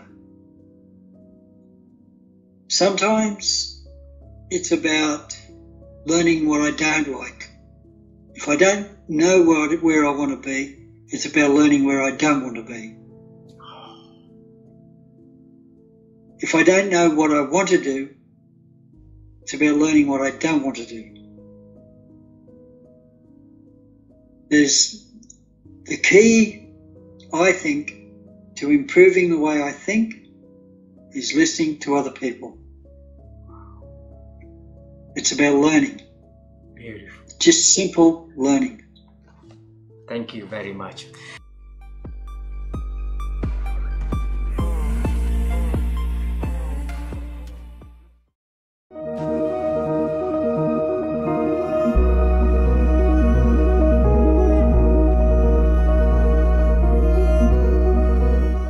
I think the brain thinks best when it's not in stress. So the opposite of stress is flow, which is where time flies, you're having a wonderful time, you're deeply involved in something. So whatever that is for you, I think is the right context, the right platform for good quality full thinking. So for me, it's play. It's on a bodyboard, in the waves, on a beach, by a campsite, and it's just feeling those feels. It's being with my kid, messing around. It's cooking for strangers at my supper club. It's it's losing myself. That is very energizing and recharging for me. And after periods like that, I'll be able to think. And stuff comes very quickly for me, almost instantaneously. Wow. But I need that period of not think, unthink. Yes. And when I come out of it, I'm ready to create and solve. So it means that unload our thinking so that we can focus on things that make us happy. And then we come back, then we can think better, clearer, and Definitely. Thank you very much for sharing that. Okay. Value that time. So value that time. I think it's really important. I used to have a calendar, and the only things I put in that work calendar was when I had a client chargeable day, a little green sticker. And I was not valuing my time away from that. And now I have a sticker that I put on there. I use an online calendar now, but I put it in there and I value it because I know that after I've done it, I'll be able to think and problem solve and do my do. Wow.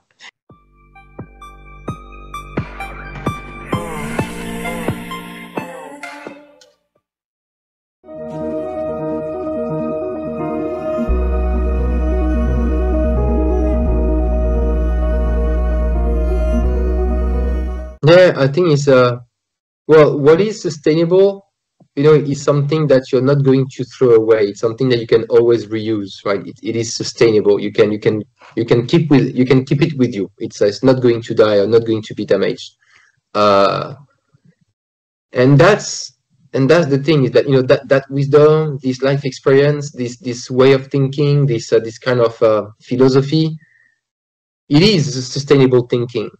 Right, because you can use it in every experience of your life, or even at work.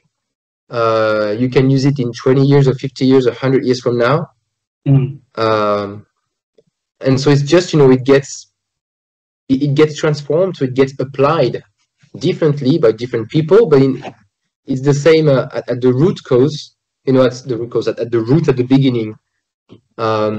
Yeah, it is the same. It is the same knowledge. It is the same thing that you reuse, and so that's kind of how I would explain this, sustainable thinking. And in coaching, it's like ancient wisdom, things like that. You have a lot of that in Asia. I think that there is a lot of sustainable knowledge, sustainable techniques, sustainable approaches, and these things actually are very good to be shared, through technology and through AI, because when people understand, when people apply them, when people appropriate, right, or integrate that, they also become sustainable. They can use that everywhere, every time, as much as they want, right? So from me to you to someone else, maybe it just changes the colors, or some elements add to that, but it's the same cloth.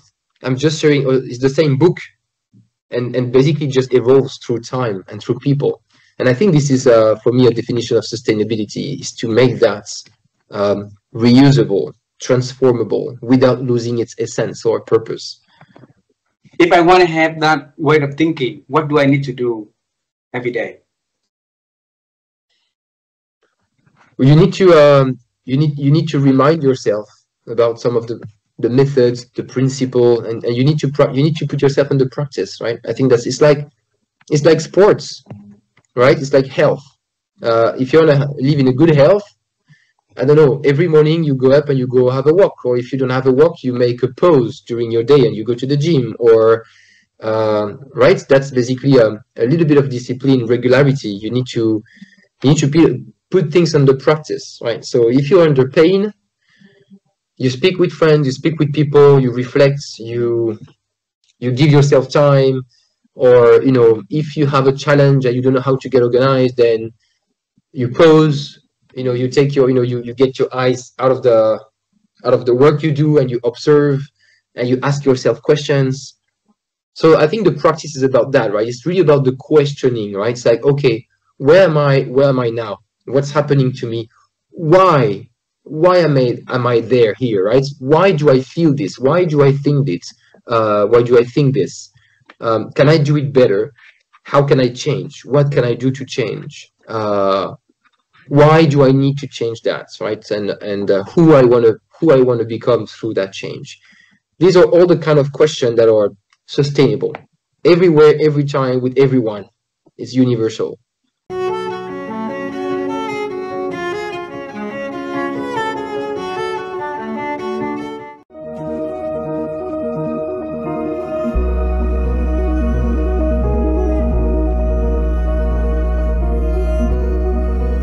So, Rina, how have you been growing your ability to think over the years? I think for me, reading plays a crucial role. And again, it just happened that I had some books in my house since I was a child. And then I started buying my own books. And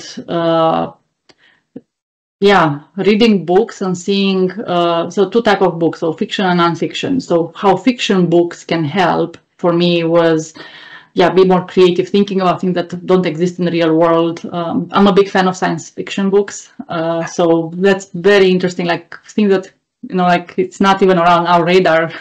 They're not going to happen in our lifetime, but so crazy stuff that you can imagine that it's possible. It's possible in that book, probably it's not going to be possible. But again, it makes your brain see things in a different way.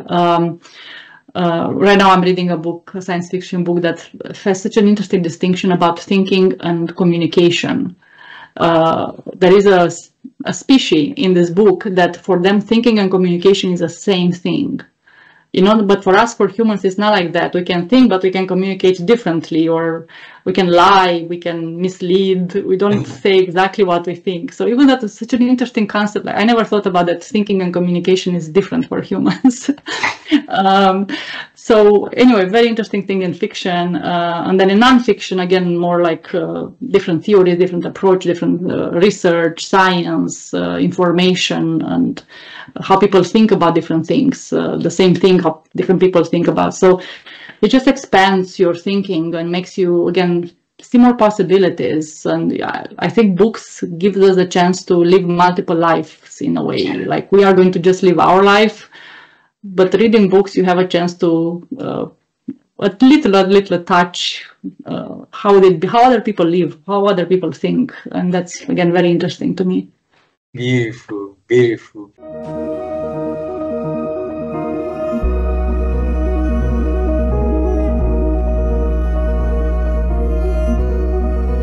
When you wrote about generation intelligence, what did you mean about that, and how can we build that skill up?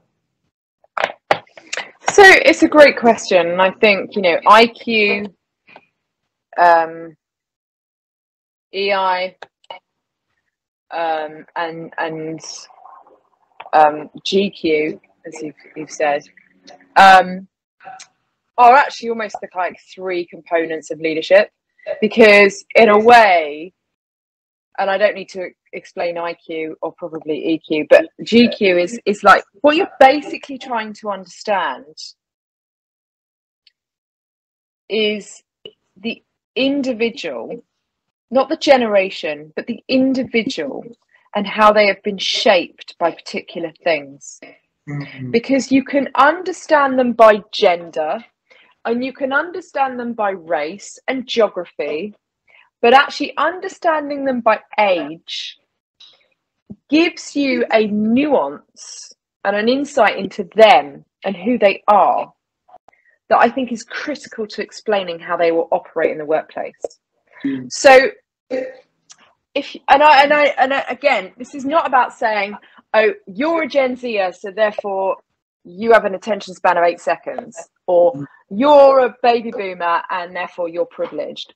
It's about saying, it's actually about asking questions, and it's about finding those people in your companies, your offices, your teams, and just saying, oh, so hang on a minute, what were you doing?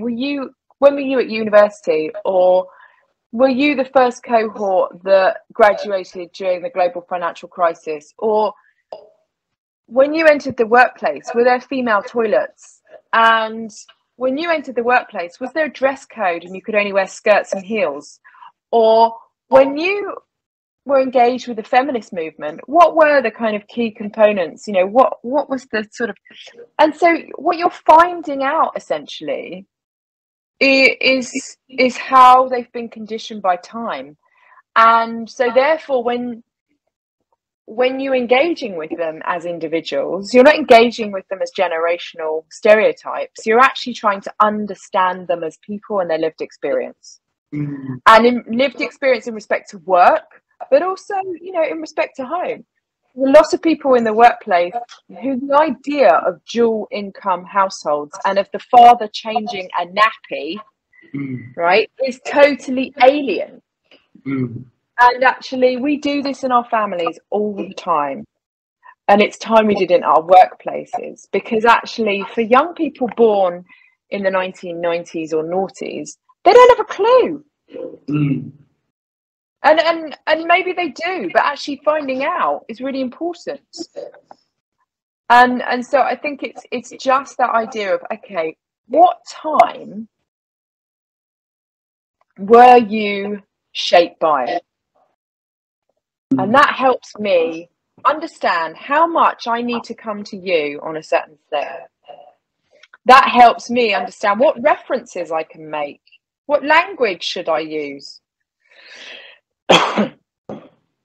and also helps me understand you as an individual as well. And I'm not saying it's the only thing, but it is one of the most important things that we don't do enough of.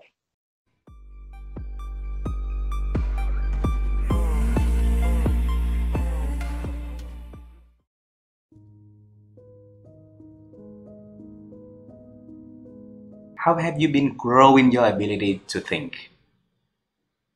I've been growing my ability to think in two ways. One is by expanding the reading I do, and I do very wide reading, and so that's always keeps my ideas stimulated. You know, again, as a writer, you're stimulated by books, but also by talking to colleagues and people I work with, and really trying to ask them questions about issues that I'm dealing with in my work or that I see people dealing with in their work, and how do you handle it, and what have you had success with, and trying to keep these conversations very, very positive, staying away from the kind of conversations where you're lamenting things or, oh, people today just don't, or whatever, trying to stay on very positive conversations and be curious about the experiences my colleagues are having.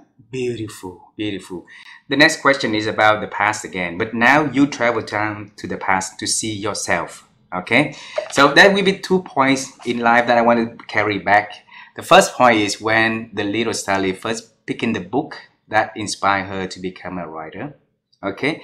So if you had the chance to talk to that Sally, little girl, what message would you talk to her?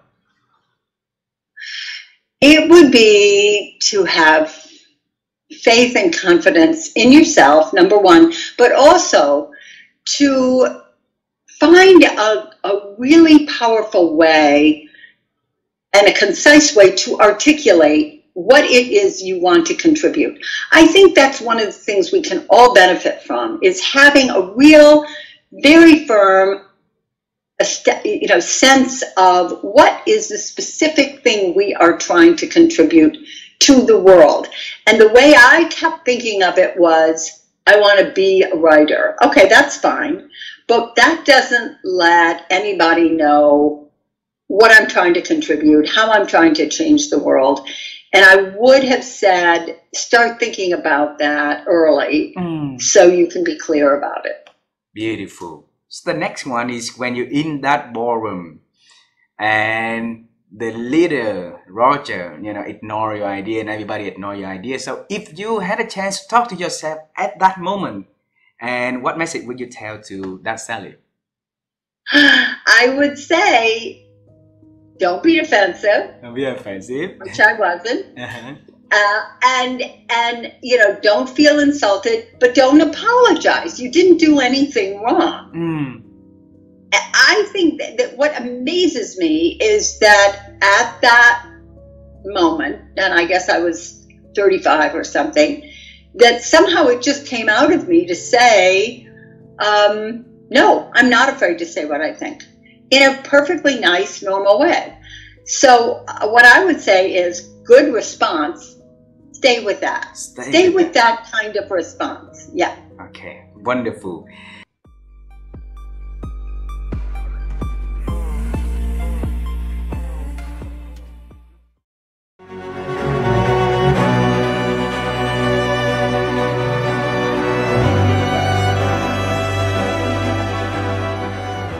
The question for you is, how have you been growing your ability to think? You're asking some very, very interesting questions. Because it's well, yeah, okay, very easily, actually. Now I got it. I've always looked for the masters. So when I've had a lot of brilliant teachers in my life, both in the Zen school and also in other meditation schools, but also in the Gestalt world. I've studied with people in US. I've studied with people in Denmark, the West in Denmark.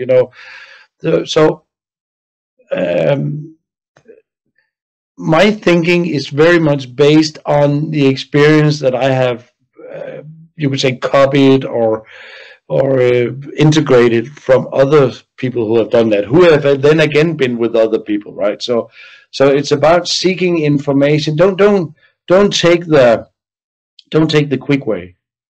Don't go quick. There's no quick fixes. There's only slow fixes. So look for it, but find you said it before, the master will come to you when you're ready. That's a very interesting, very, very interesting aspect. I would say look for the master. Don't wait for him to come. Look for him, find him. If you like it, go with it. If you don't, change. Wow. Last question. Okay? Yep. I want you to travel with me to see that little boy Nikolai when he was really, really young. And you say that he could even write his name properly. Am I listening to it correctly?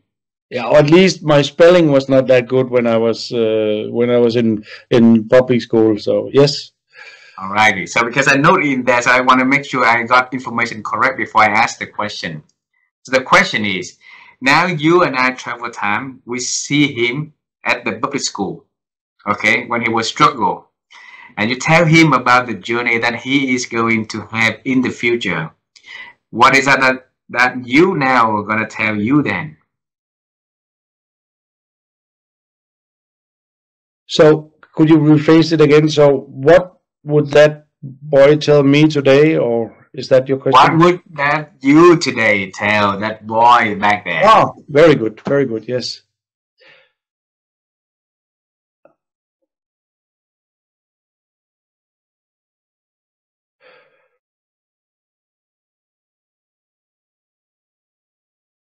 I would tell him, you have a lot of energy, you have a lot of curiosity. Go for it. Go into the world with that energy and be aware, or pay attention to, I would say, it's probably better, because it's not dangerous, but pay attention to the people that you meet, because some of them will resist you, and some of them will love you. And that's how it is. Wow. It's a beautiful advice that each of us can give to any young kids out there, right, on the journey to grow, so that they can have hope, they can be fearful, but not gonna be afraid of, fear. So they're gonna have hope in the future and the best version of them to come. Huh? Yes, and I think it's important to emphasize on this. That's what I really have learned, is that I thought for a while in my life, probably most of my life, that it was all about me.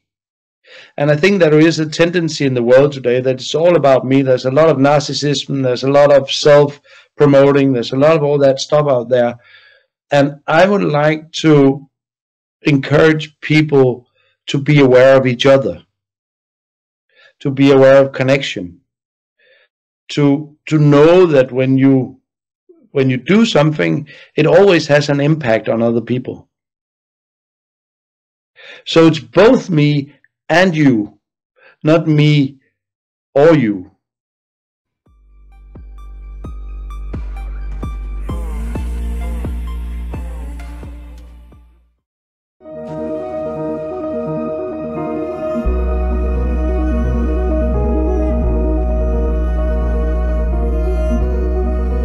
I had moved into the city, and somewhere in me, I knew my life was not working. There was something that just wasn't piecing together.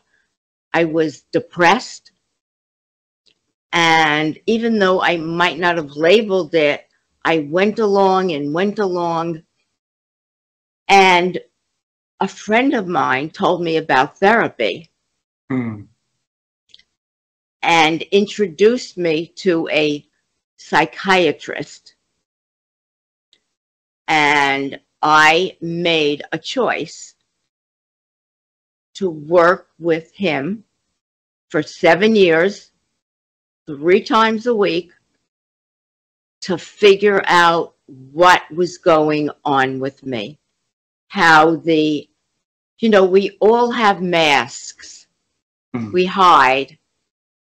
And when you're willing to drop the masks one at a time until you lay vulnerable, that was my choice. For 7 years, I worked on myself, and it was extremely painful. It was very challenging. I think it was one of the hardest times of my life. However, I knew if I could go through that, I could do anything.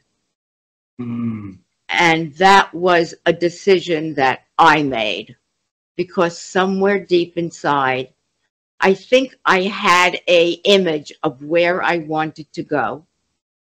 And I knew I wasn't going to get to that image until I changed myself. Wow. And I did.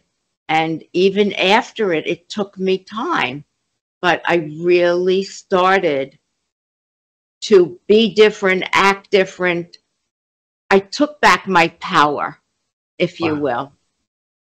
So Terry, 7 years in therapy. 3 times a week. 3 times a week for 7 years. It is a very long time. All right. So it's about 700 days. I put it that way. All right. And a lot of people want change to be so fast, to see the result right away. And then because of, that length of investment in times and efforts, even if they know that the future is promising, if they can pass through that, but they gave up along the way, maybe in 30 days, 50 days, 70 days. Right. Exactly. And then you gave yourself the permission to make that choice, follow with that one, and for years, for 7 years, 3 times a week like that, is, how did you know that has to be a decision, that decision is right for you, and you must, follow with that path? First of all, I didn't know, but I'm very intuitive. And slowly, I started unraveling my life. I started unraveling what was there, what was the mask I was showing when the pain was layers into me. And, you know, I'd cry to the therapist and say, everyone I know is getting married. Everyone I know is having children. And look at me. I'm here on a couch working on myself. And in the end, that was my journey. Everyone's got their own journey. I can't tell somebody to go lay on a couch for 7 years. They don't do it anymore. You know, yes, people want quick results. But when you're working on yourself, it's not so quick. You're dealing with a piece of machinery in your head called your mind. And, you know, that's what you're doing. You're peeling away the layers of who you thought you should be rather than who you are. And I don't expect anyone who's listening to do what I did. But however, that was my journey. Everyone's got their own. From there, I started studying Buddhism. I did a lot of modalities. I went on a Buddhist retreat. I went up to the mountains of New Mexico and slept on a bus. Here I am, a New Yorker, you know, a sophisticated New Yorker who just peeled it all down and did this, which was amazing. So people, it's taking chances. I don't expect, you know, people to look at me and say, they're going to do what I did, because my journey is very, very different than most. I have a mission, and who I've become is because of all the work I did on myself. I wouldn't be where I am today. Speaking to someone like you and other people, really, I feel really honored that you asked me to talk about a subject that I am now talking about in real life. This is what I'm talking about with people and podcasts and clients.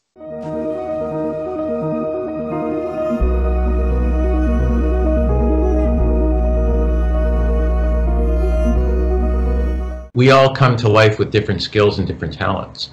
So what works for me isn't going to work for you.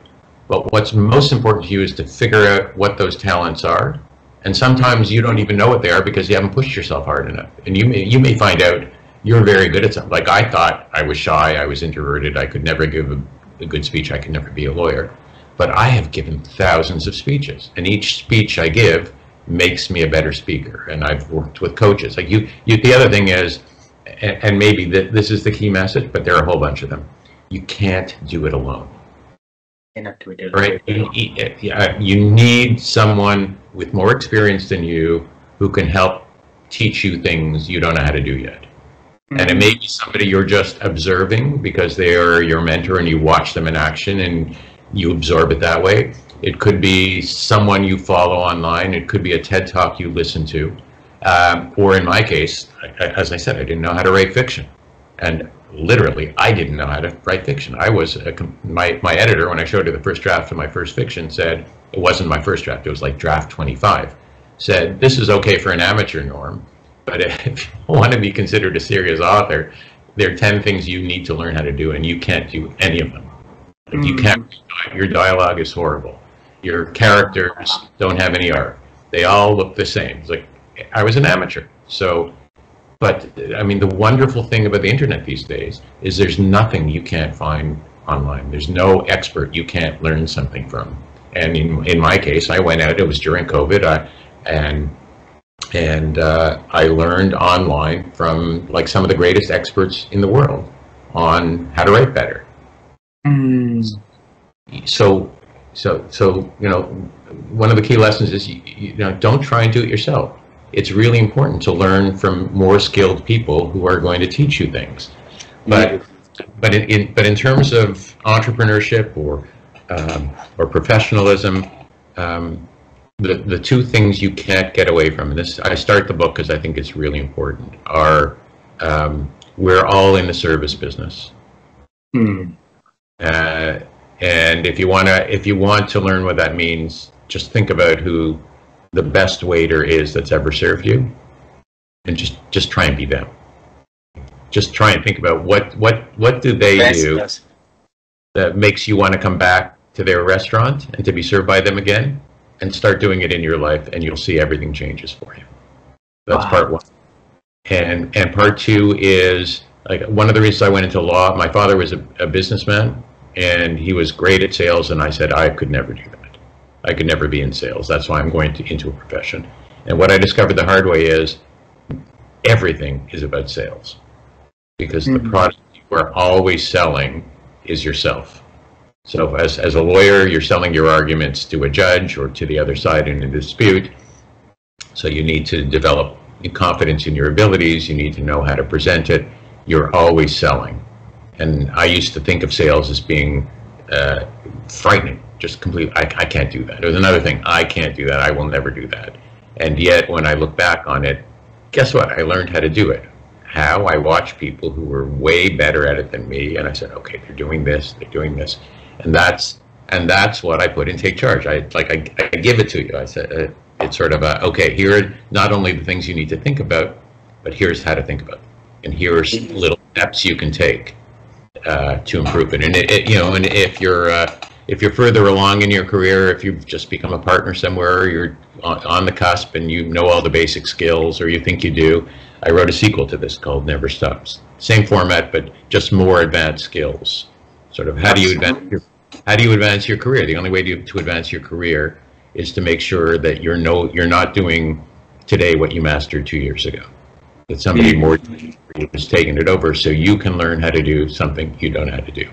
And why don't we do it? And this gets back to the key point in Take Charge. So Take Charge and Never Stop, but Take Charge as the only reason you're not taking on something new is because you're afraid you're going to fail. And the more seen, like at the beginning, everyone expects us to fail. We expect to fail. We're learning, just like a child. And then the more you become expert at something, the more embarrassed you become to admit you don't know how to do something else, so you never learn it. Why? Because I don't want to be exposed as not knowing how to do this.